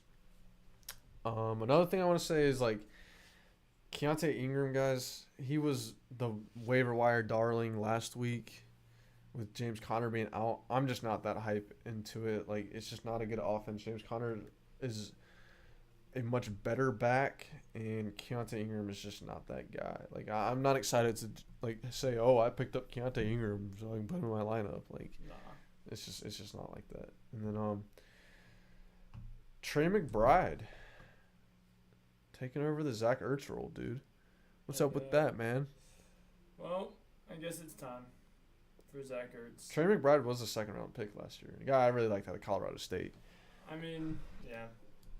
If But Zach Ertz is to phase out, you had him while you did, and probably a guy you picked up on your waivers. yeah, it's not like you really used Right. anything on him, so I'm happy he helped for a little bit. All right. Another guy I want to highlight. I love Marquise Brown. Had 11 targets. I don't know if you guys can hear me. There's a jet going over right now. Coming from Virginia Beach, where that is fairly often. Very often. So Marquise Brown, guys, had 11 targets, led the team by far. Next closest was 7, had only 4 receptions for 34 yards, just byproduct of playing on a crappy offense. But Marquise Brown, I know you have him. You've been pleased with what you've seen from him season long. So I think you hold on to Marquise, or he's a guy that I think if you can buy low on him too. I like Marquise Brown at that. He's been featured week in and week out. Yeah. Wide receiver 17 on the season. Right. Rondo Moore. I forget. We told one guy that Rondo Moore was playable this week. That falls on us, bro. Or at least I know I said it because he was just not good. I don't know. I'm kind of out on Rondo Moore. He's just not that guy right now. All his metrics are bad. His depth of target he's just not efficient. Yeah, I actually just see him more out of the backfield too. Yeah. Should I add Amari or Debo to that trade offer? Then think that would put it over the top. My wide receivers: Keenan Allen, Evans, Debo, C.J. Watson, and Amari. Who was he trying to get? He's trying to get Herbert and Amon-Ra. Amon-Ra. So I would trade Cooper. I would throw Evans or Cooper. Yeah, so I'd probably do I'd do Coop. What was his trade offer? Burrow, Kittle, Evans. Yeah, so I'd do Burrow, Kittle, and Cooper to start because I think that's a lot more fair. Because obviously St. Brown's better than Cooper. As much as we love Amari Cooper on this show, but St. Brown is a top guy right now, and Herbert's better than Burrow. So I would start with that because you are throwing in the extra player in Kittle. So I'd start with that and see where you get. You think it's possible to buy low on CD and Pollard? I think you can definitely buy low on Pollard.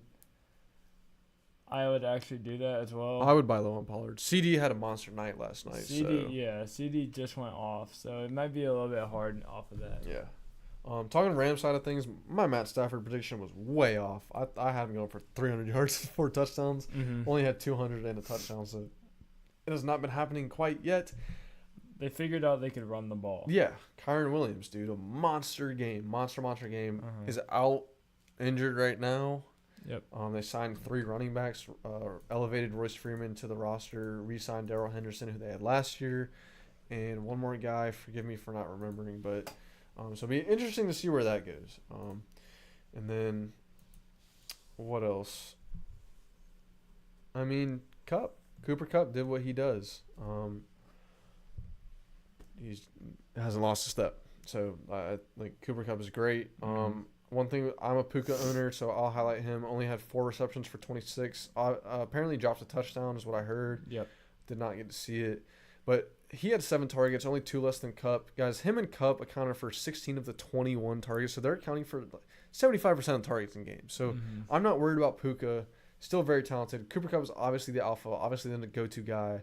Like that's just what it is. I'm not worried about Puka. I have him pegged as a mid to low end wide receiver 2 throughout the season, if not a high end. Like I'm not scared to say he's a high end. Like I go mid to high. Yeah, I still think he's a very. I think wide receiver 15 is fair to say throughout the rest of the season. 15, 16, somewhere in that mid to high area.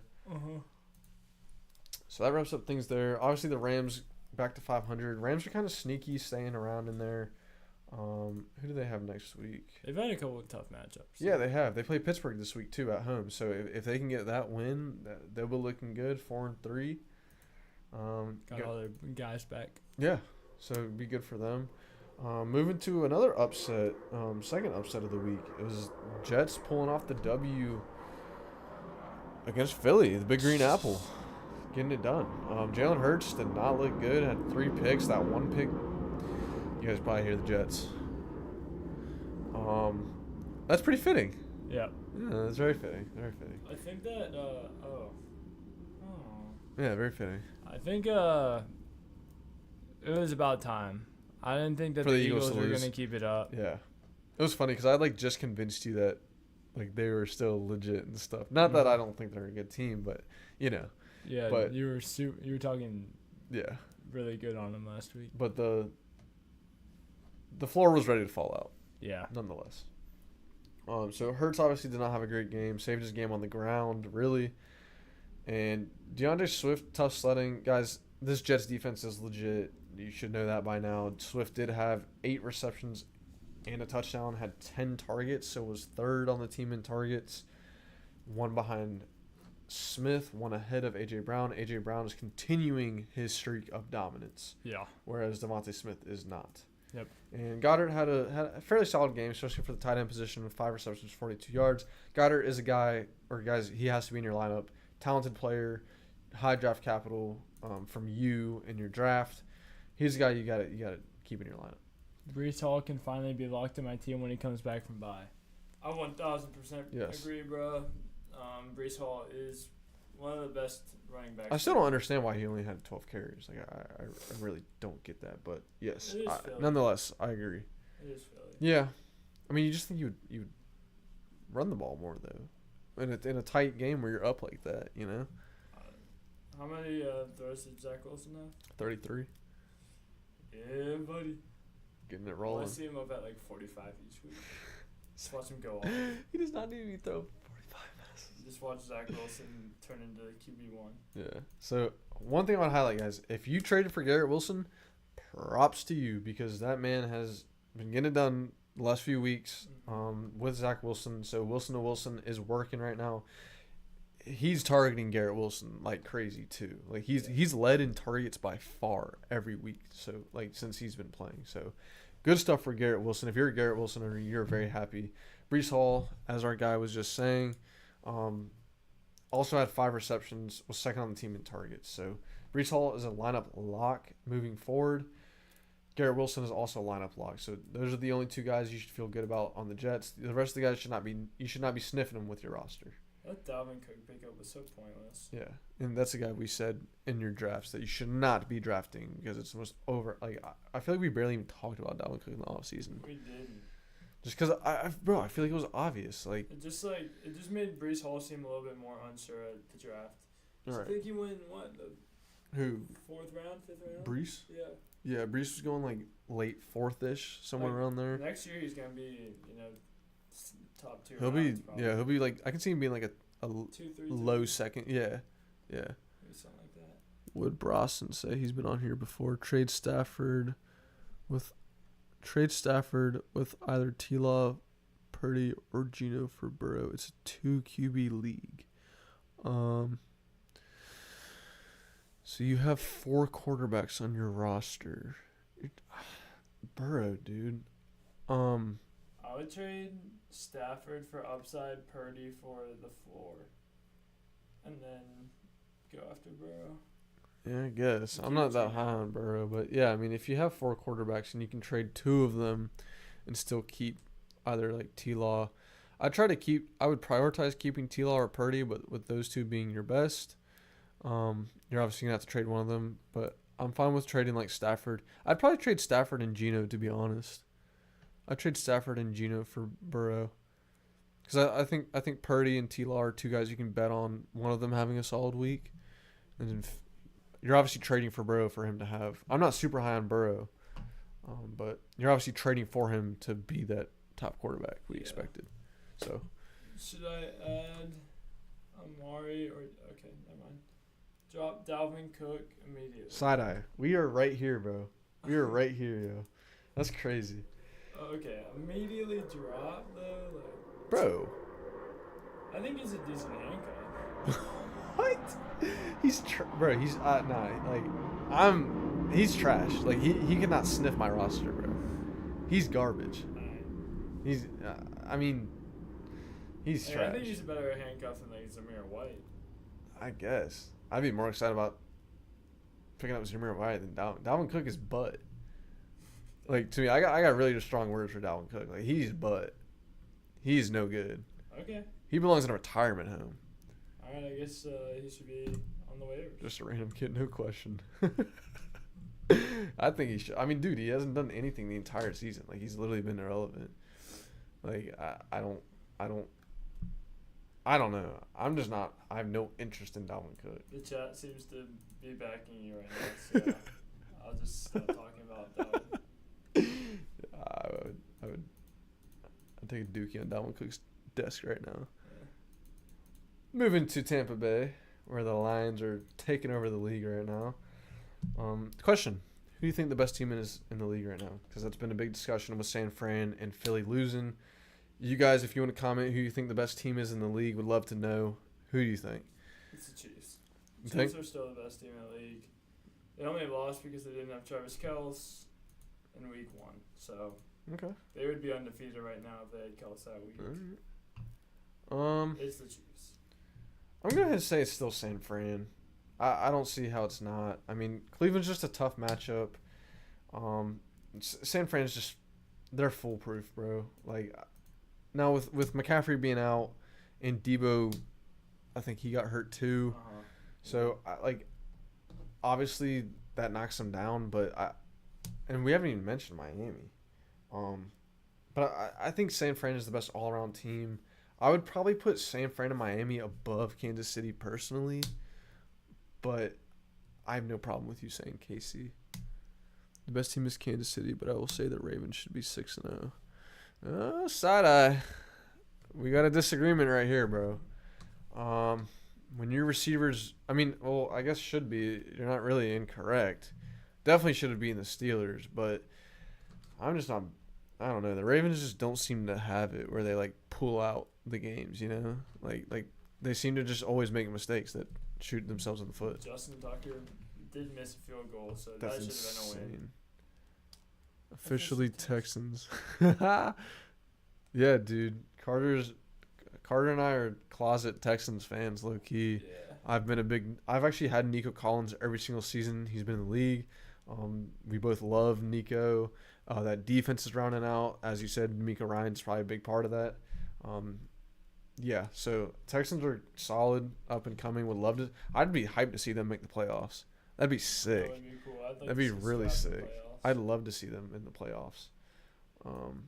Stroud's just a fun watch, dude. He's a real NFL quarterback. Yeah. Oh, and the Ravens lost to Indy. That was my first Indy prediction where I fell in love with them. So, guys, kicking off with this Lions-Buccaneers game. Jared Goff, killing it as always. My guy. Craig Reynolds. So, Monty's hurt for the next week or two. Jahmyr Gibbs is supposed to be okay coming into next week. So that's what you like to hear. But going against a tough Baltimore offense, we'll have to see what that looks like. Hopefully Gibbs can get something going. Please.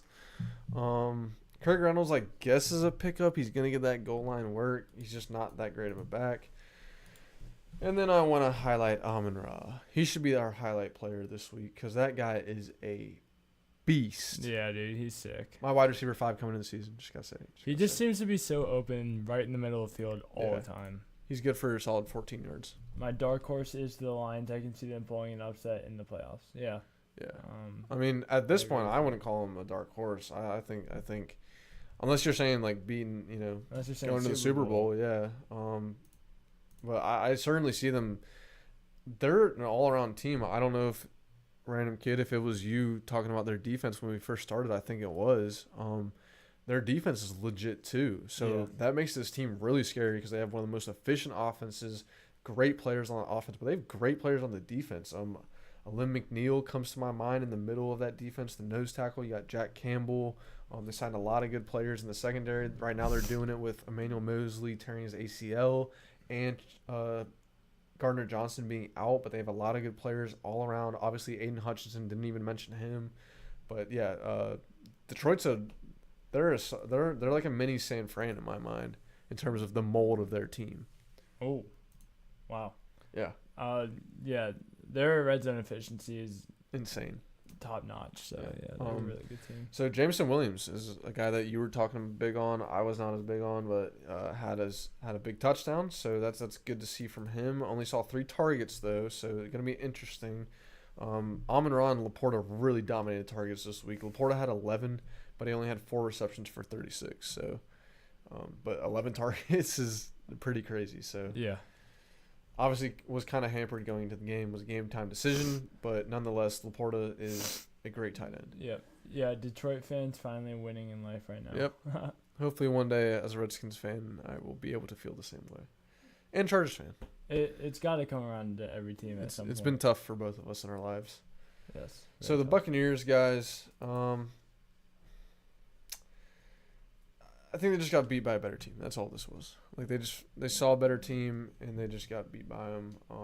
Yep. I'm not gonna say Tampa Bay's run is over because I think they're a solid team. They play Atlanta. I think this next game for them, bring Atlanta into their stadium. I think Tampa Bay. I think they'll beat Atlanta. I think that's a good measure of where they're at for the season. Because if they can beat Atlanta, like. Not saying Atlanta's a huge team, but that's a game. Where to place Atlanta. That's a game they have to win though, if they want to be taken seriously. Mm-hmm. Yeah, certainly. So Rachaad White, guys, is tough sledding this year so far. Only had 1 more carry than Keyshawn Vaughn, which is interesting moving forward. Although Keyshawn Vaughn only averaged 1.5 yards a carry, and Rachaad averaged 3.7. Rachaad White did see 3 receptions, so we know him to be that guy. He had 4 targets and only 3 receptions. Trending down. So he dropped one. Not 100% now. Chris Godwin, guys. Monster game. Not monster game. I'll take that back. Very solid game. 6 for 77. Not a monster game. Absolutely monster game. 6 for 70. That's just like He won the week. Right. But that's just like that's a classic, like, solid receiver game. 6 for 77. Mike Evans did lead the team in targets with 10. 4 for 49, so he didn't have that connection we've been seeing season long. But I think both of them are good moving forward. I like both of them moving forward. Was out on Mike Evans. Both of us were and have been proven wrong with that big time. Yep. So Bills-Giants, guys, a bit of a really weird game. Hope Damian Harris is okay. Did you hear about that? I did. Yeah, so prayers to him. Hope he's well. Heard he was doing well in reports. So first thing I want to say. And second thing is Josh Allen is hampered coming into this week. Going to have to keep an eye on that if you are a Josh Allen owner, obviously. Didn't have a great game, though. This was not a great game for anyone on Buffalo besides Diggs. And I guess James Cook from a rushing perspective, but James Cook did not see any targets and no receiving work at all. So efficient on the ground with 5 yards carry, but just didn't see the receiving work we're used to. Yep. And then Diggs does 16 targets. I think that's all I need to say here. Seems to get 100 yards every game. Gabe Davis finally came back down to earth. And I don't really care to talk about anyone else for them because it wasn't a big game. Tyrod Taylor was all right. Kind of had the mess up at the end of the game there. Tyrod, I mean, it's just kind of what you expect. Nothing crazy. Mm-hmm. But want to highlight Saquon, obviously coming back off of his injury. Guys, 24 carries. So the guy's back. Like, I would not question that. Carter and I have highlighted this for a few weeks going on. It's been rough sledding for the Giants, and it's just going to stay that. Their schedule's really rough. But Saquon, I think, is a guy where you're kind of safe with him. He's going to get crazy volume. So, like, if you're a Saquon owner, I don't think, like, obviously his ceiling is not very high, but his floor, he's a guy that has a very solid floor. Yeah, until the Giants actually, prove to be, like, a decent team, I think that's true. Your ceiling isn't exactly there, but if they are to have a good game, it's going to be because of Saquon. Because of Saquon, right. The Bills team's cursed with injuries, and Cooks wasn't cooking like that, but still decent. I mean, we're just talking about, efficiency there. Yeah, so 5 yards carry, and his long was 14 yards, so that means he had a bunch of solid runs, Mm-hmm. So efficient, just no receiving work, which is what we'd like to see out of James Cook because he's a great receiver. Yeah, dude. You almost like. I'd almost rather him have bad rushing but still get receiving work because that's kind of what you want out of him. So especially in PPR leagues. A little bit concerning for James Cook there. Ravens defense special team, or is there a better stream able option? Okay. Let's look at the matchups. So, well, I would say Las Vegas defense is a streaming matchup against Chicago. Yeah. Let's see if Jets going over again. So the Ravens are facing Detroit. Yeah. So there's definitely a better streaming option on your waiver. So if Deshaun Watson does not play, I think Indy's streamable. I'll just say Buffalo. I'm assuming they're picked up in your league. Washington plays the Giants. I'm starting them this week. Tampa Bay and Atlanta play. I think you can honestly play either of those defenses. Atlanta's defense has been very underrated this season. The Rams against Pittsburgh. Seattle against Arizona. I like those. Green Bay's defense against Denver. San Fran against Minnesota. They're already taken. So I would say Seattle against Arizona. Green Bay against Denver. The Rams against Pittsburgh. Either one of Atlanta and Tampa Bay. Washington against the Giants would be my number one streaming option this week, and then Vegas against Chicago. So you're high on Washington right now, bro. We're going against the. Ugh. Don't say that. Don't do that. We're going against the bro. If we lose to the Giants, bro. Oh. Y'all won't see this book next week. That's for damn sure. I really like that Raiders matchup you pointed out, especially with if Fields is out, yeah. Badgins in there. Yeah. And then I like the Colts. If Deshaun Watson's out, I think you kind of nailed it there. Green Bay against Denver, and then Seattle against Arizona. Those are my best options for you.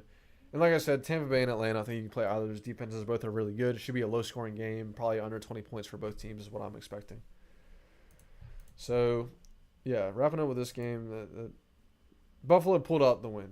Giants had the chance there at the very end, but didn't turn out like it was supposed to. Moving into our Monday night game. We can skip this one.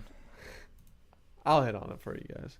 Commanders are available. Go ahead and yeah, I like the Commanders. I think they have another good matchup after that too. No, they play Philly, so they don't. But they play the Patriots the week after, and then Seattle, and then they play the Giants the week after that. So they got some good matchups coming up.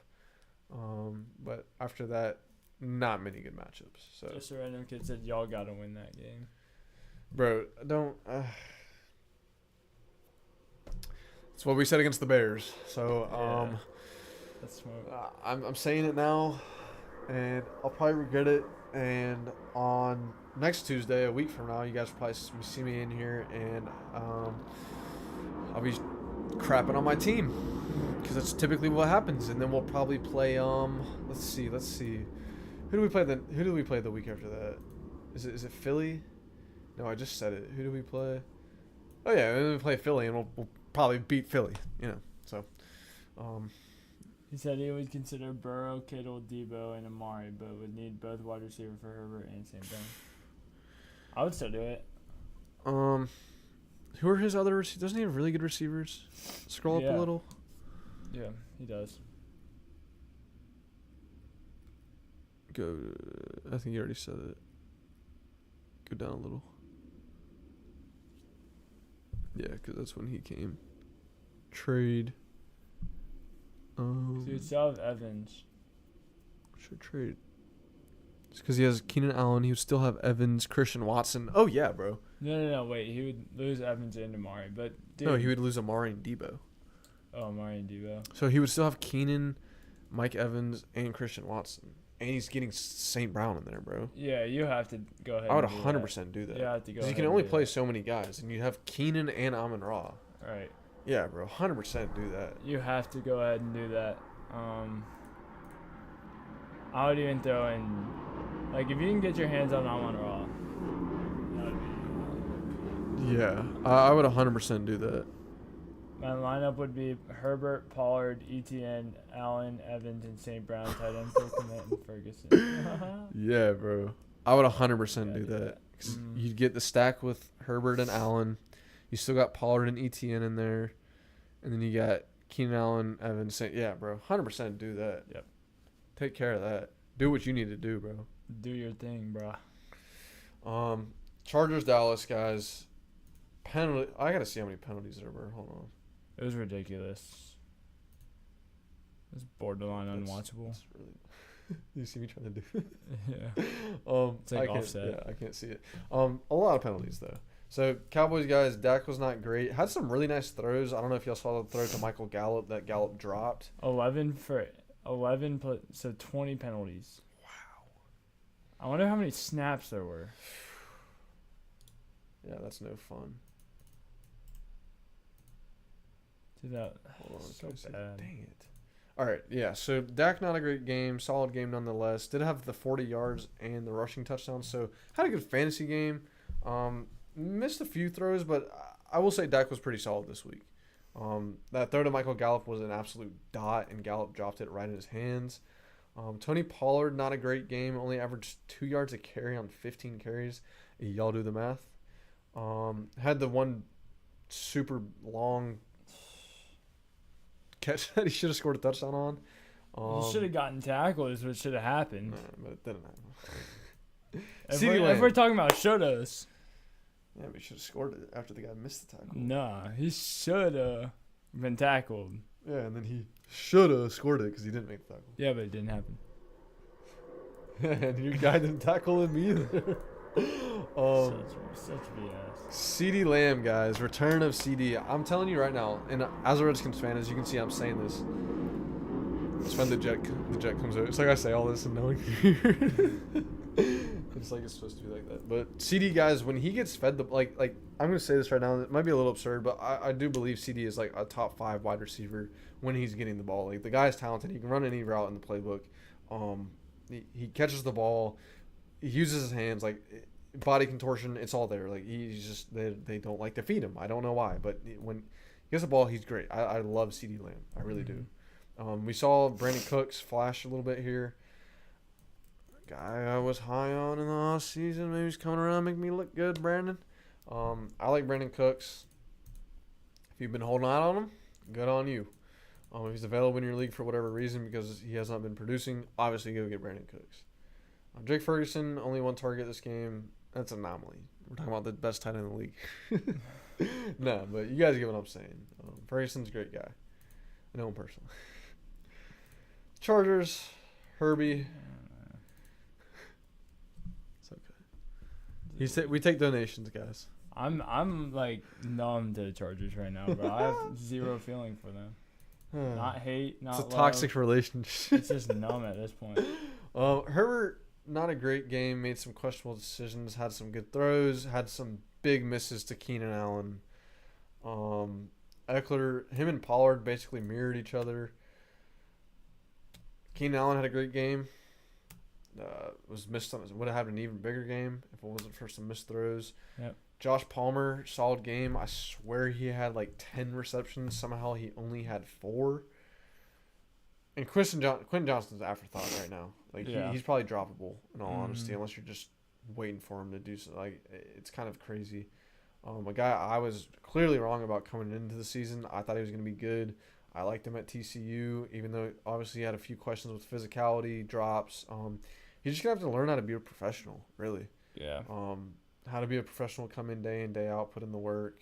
Not that he doesn't. It's just he's gotta elevate himself one way or another, dude. The opportunity's there. And Exactly. He's not taking it. Yeah. So something's going on. They need to play that guy, Davis. Yeah.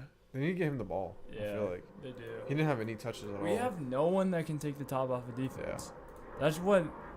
If you can sit there and play shell coverage against Herbert and just let the defense get to you, like, whatever. Right. Well, it's a good trade for Calvin Ridley. Like, that's why I think we should get Jared Judy. Just send him downfield. What's a good trade for Calvin Ridley? Well,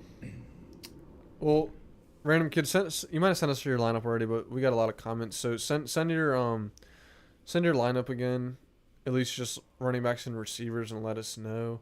We'd love to help you with that because I do think, as we said, Ridley is certainly a buy low guy. Yeah. But guys, Keenan Allen and Josh Palmer in this one. Josh Palmer is a great pickup if he's still available in your league. Got to go get. Parham and Everett's going to be a back and forth thing. Had very similar stat lines. Everett just happened to find the end zone in this one. So obviously Dallas came out on the win. We both got that one wrong. I feel for you, man, because I really do want the Chargers to be good. I really do. Staley needs to leave, dude. He's terrible. Yeah. He gets bricked up on them fourth. Bro, that was so funny when we were watching the game. So Dallas is on bye next week, guys. Just something to keep in mind. So we're going to go ahead and preview the Thursday night game for this upcoming week. And we got an interesting one, man, with Jacksonville and New Orleans. Coming into New Orleans, I'm really intrigued with this matchup. Two good defenses. Jacksonville's defense has been one of those defenses that has really found themselves and become a formidable unit. Mm-hmm. As well as New Orleans, who we seem to rave about week in and week out. I do know that just a random kid has Mostert because he was asking about that earlier. Right. I would not trade Mostert for Ridley at all. But maybe you could package for Ridley and something else. Yeah. Because Mostert's, running back? Is he? 2. Is he? Yeah, okay. But now with CMC out, he could take that one position. Could take the cake.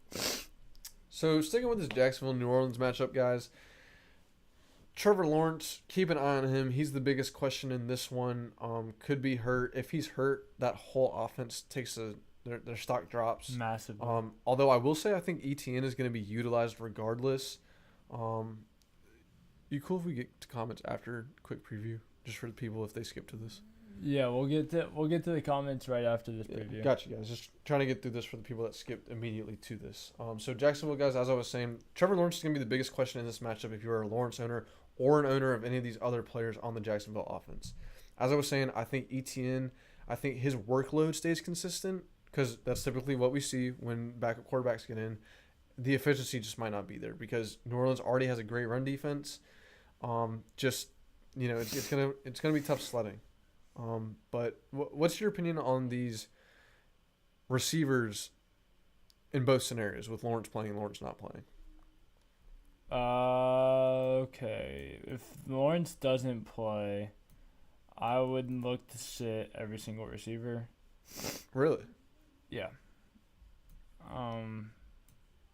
If he does play, I think you go ahead and play, Christian Kirk and Calvin Ridley. Other than that, I'm pretty out on Zay Jones right now. Oh yeah, Zay Jones is not startable right now. Not that he's really bad. It's just he's just not that guy. He's just kind of more of a fantasy. Evan Ingram, I'm starting regardless. Yeah, so I'm gonna go on a limb here and say start Christian Kirk regardless. I think a slot guy like that favors a quarterback. I think he could still see good usage because Ridley's going to be matched up with Lattimore a lot, him and Zay Jones, whereas Debo is going to be matched up on whoever Lattimore doesn't get on the outside, whereas Kirk on the inside, I think in the slot gives him greater opportunity, more quarterback friendly. So I'm going to go out on a limb here and say Kirk is still startable without Lawrence. Ingram, I agree, is startable regardless. Just tight ends, we know how they are with backup quarterbacks. Very, very quarterback friendly. So those two are startable regardless. I think you're starting Travis Etienne regardless, even though this is going to be a tough defensive matchup in my opinion. Yeah. So moving to New Orleans side of things, I'm not big on starting Derek Carr right now. Jacksonville's defense is very underrated. Carr has not proved enough for him to be a startable quarterback. Now, there are a lot of buys this week, so if you're in a crunch at home, maybe we see, a solid 300 2-touchdown type of game or at least 200 2-touchdown type of game from Derek Carr. I think there's probably better waiver wires guys, though.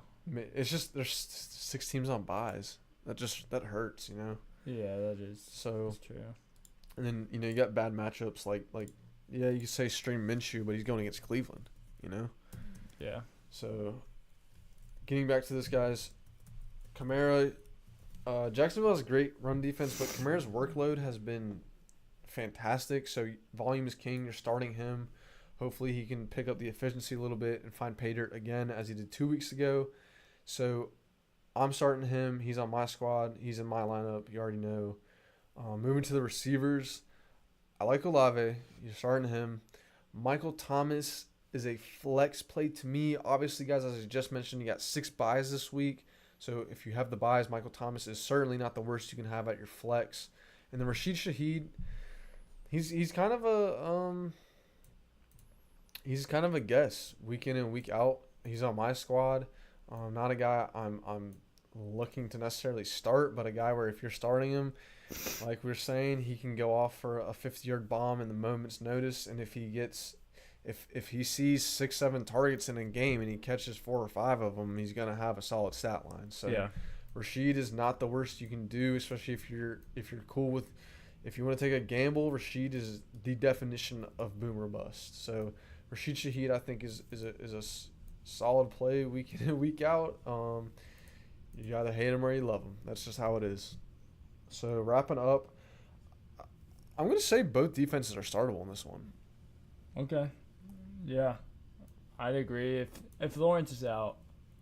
I like New Orleans defense regardless, honestly. I do. It's just it's not a prime matchup, but right. I'm still kind of fearful of the Jaguars for whatever reason. If Lawrence is playing. Yeah. I'm still starting New Orleans defense. Obviously, if you don't have some streaming options at defense, I'll put out Vegas going against Chicago, Washington against the Giants. That would be my number one waiver defense for the week, streaming defense for the week. You got Atlanta at Tampa Bay. Both of those defenses I think are in play here. The Rams going against Pittsburgh, Seattle going against Arizona, Green Bay going against Denver. Those are my top waiver wires of the week. And then kickers, guys, I don't know. I have Brandon McManus on my team. He's been pretty solid, so good kicker. Yeah, kickers are going to kick. Yeah. So that wraps up the Thursday night preview, guys. Hope you got your information. Keep an eye on Trevor Lawrence is my biggest thing. And Derek Carr, I see he's kind of dealing with a little bit of an injury stuff. Jameis Winston comes in. I think that's just as good, if not better, for these wide receivers. Yeah, so we're just talking about Derek Carr. Here's some guys that I would go ahead and play other than Derek Carr if needed, because we were talking about that a little bit. I would probably go ahead and play Baker Mayfield off the waivers. A little bit risky, but, I mean, I think that he's shown that he can do it. I like Jordan Love against the Broncos. Mm-hmm. He's going to bounce back at least a little bit. Geno Smith, if he's on your waiver wires, is a clear play to me. And then there's one more. Stafford? Guy. Stafford, yeah, I don't mind Stafford. Howell, I gotta say Howell right now. Yeah, Howell's a great matchup against Howell that Giants was my last guy. So, yeah. I would agree with those 4 guys. And then, I want to see how Kenny Pickett plays this week with Deontay Johnson back. Yeah, so. But I wouldn't play him. So, we got Howell, Jordan Love, Stafford, Geno, Baker. Mm-hmm. Those are Carter's 5 guys that he likes more than playing Derek Carr this week. Yep. Which I wouldn't necessarily disagree with. So that shows you Patrick Mahomes. And Patrick Mahomes if he's on your waivers. So guys, that wraps that up for Thursday night. So if you came to that, appreciate that. Hope you guys got your information as we said. Wraps it up for that. We got our game prediction. Oh, we're gonna start off the new week. Ooh, who you got? Oh my gosh, I'm intrigued. I love asking you first. I keep picking New Orleans. Same. And they keep like it's gonna be the time I don't pick them is when they win, because I'm picking them too much and they keep losing when I pick them. This is a tough one, bro. So I'm guessing this is gonna be a contingent one. Yeah, you're right. Contingent bet. So if Trevor Lawrence plays, I'm going to take the Jaguars. If he doesn't, I'm going to take the Saints. Now, it is in New Orleans, which is a big thing in the dome. That really is. It does change a lot. Saints have a very good home field advantage, but I'm still going. I think Jags are going to be a powerhouse this year, so I'm going Jags if Lawrence plays. If not, New Orleans. So, guys, if you'll let us slide with that, then that's what we're rolling with. And if you're not letting us slide with that, then we're still rolling with that. We make the rules, so I'm sorry. We make the rules on this show, on Triple F. That's what we like to do. So, yeah, I'm going to roll with you on that. I agree. And Lawrence is saying feels optimistic about playing at the Saints despite his sprained knee. So, Trevor Lawrence should be in. So, I'm going to pencil this in for Jacksonville right now. Obviously, we'll update that by tomorrow night or Thursday prior to the game. Yeah. So that's our pick, guys. That's how we feel. So what comments we got? That's a good trade for Calvin Ridley. So he has Collins, Devontae Smith, Smith and Ridley, James Cook, Nakua, Chase, Eckler. Whew. So you have Nakua, Chase, Collins. Nakua and Collins, my guy. I mean, you don't really need Calvin Ridley. Yeah, I would not. I like your team, bro. Yeah. You got Jamar Chase, Nakua, Devontae Smith, Nico Collins, four solid wide receivers. I'm guessing that's Jacoby Myers. Yeah. So yeah, dude, you do not need Calvin Ridley. I would not look to trade for him. He's so to me, random kid. If you were to get Ridley, it would be a real thorn in your side to me because Ridley is a guy. If I had him on my squad, it's like I gotta start Calvin Ridley. Yeah. But then you're sitting. I'm assuming you would be playing Chase and Nakua, and then it's like you're sitting Collins or Devontae Smith or Myers. So like. Yeah, I think Myers is a must start. Yeah, I think Collins is a must start. And then he has. Jamar Chase is obviously a must start. Chase are must starts. Yeah, so you have a lot of good receivers, bro. Yeah. I would be looking to trade up. Yes. Yes. I'd be looking to trade. Like, I think you should trade Mostert and Nakua and go get, like, Bijan Robinson. That's what I would do. Yeah, that's good. I would do something like that, bro. I hope that helps. Like, because you should be looking for something like that. Trade Mostert and one of those receivers not named Jamar Chase for an absolute stud. So Evans is on waivers. Do you think he's worth a 1-week rental with Royce Freeman also being the RB2 to assume? So that'll be like 50-50. Yeah, Zach Evans. He's talking about Zach Evans for the Rams. Yeah, I mean, if you really need, wait, what did he say? Or go after Mason in case. Okay, so yeah, Chandler. I don't know if we previewed San Fran before you got on or not. Forgive me. We did. Yeah, so Carter was saying he likes Mitchell more. I like Mason more. So. And that's kind of what we figured. It's going to be a 50-50 shot on who gets the workload sort of thing. I just think Mason has looked really good with his touches when he's been in. But I think Evans is going to be solid. Let me see. Yeah, reports are right now, beginning of the week, so things can obviously change, that Evans will be getting majority of the workload at least to start the game. Right. So I think Evans is projected to be the starter. Jordan Mason is on the better team. I think they play the Vikings. Rams play Pittsburgh. I think Mason has better touchdown upside. So I'd go with Mason. One thing I'll say, Chandler, with it possibly being 50-50 between Evans and Freeman, I'll put it to you like this: Zach Evans was on the active roster. Royce Freeman, it took 2 injuries to running backs for him to get elevated to the active roster. So that's my view on it. Royce Freeman's been a guy that's been in the league for a long time, but it's like Evans has been you know what I'm saying? Like he's been on the depth chart already. So like that's a clear thing. As Carter was saying, reports are that Evans is the number 1 running back right now. So I don't mind you going after Evans. Yeah, he's not the worst. Yeah. So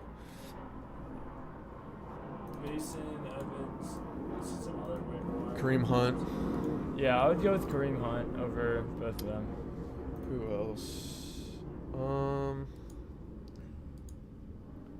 Craig Reynolds. Yeah, I like Craig Reynolds this week. Going against Baltimore, though, so that's going to be a toughie. Yeah, I just love that rule. Yeah. Like, that rule is almost a touchdown guarantee. Craig Reynolds, touchdown guarantee of the week. Starting us off. I just locked that in. Let's go. Craig Reynolds, boys. You heard it. You guys heard it here first. Touchdown guarantee of the week.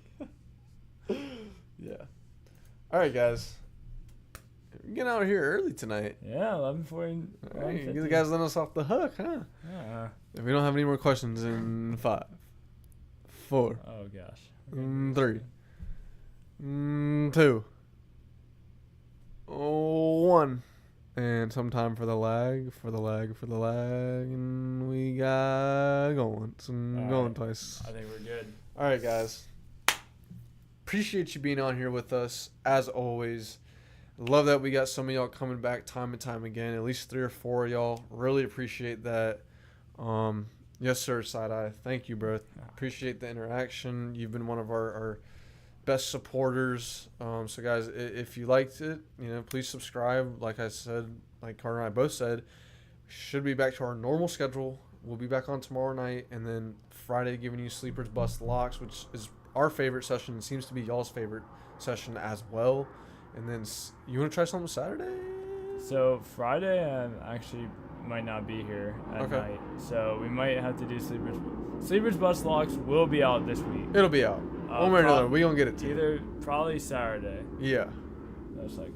Thank you. Let's see if I can get some stud. Appreciate your advice, guys. Of course, bro. Yeah. No, you got a stacked team. Do not be looking for depth or headaches. You should be looking surefire guys. Yep. But as I was saying, guys, appreciate it. Hope you got a little information and closer look at last week, and then tomorrow we'll be looking at this upcoming week. So, and then if you guys got any Thursday night guys, keep an eye on Trevor Lawrence. Really, the only guy in question right now. So. Answer all your questions, guys. Appreciate the love. Yeah, thank you guys for watching. Side-Eye, you're a GOAT on this channel, bro. So thanks for that, Chandler. We see you all the time. Just a random kid. We see you all the time. Yeah. And everyone else that contributed today. Bronson's been on here a few times. Yep. Just scrolling up the comments to see who all. Gorilla Kid was his first time. Thank you. Thank you, bro, if you're still watching. And I think that was it, right? So we got some good back and forth today. Thank you guys. I hope you have a good day. Good night. Yeah, get some good rest, guys. I know some of y'all are in different time zones than us. I think a few of y'all are in mountain, if not western, but get some good shut eye. We'll be doing the same here. Peace.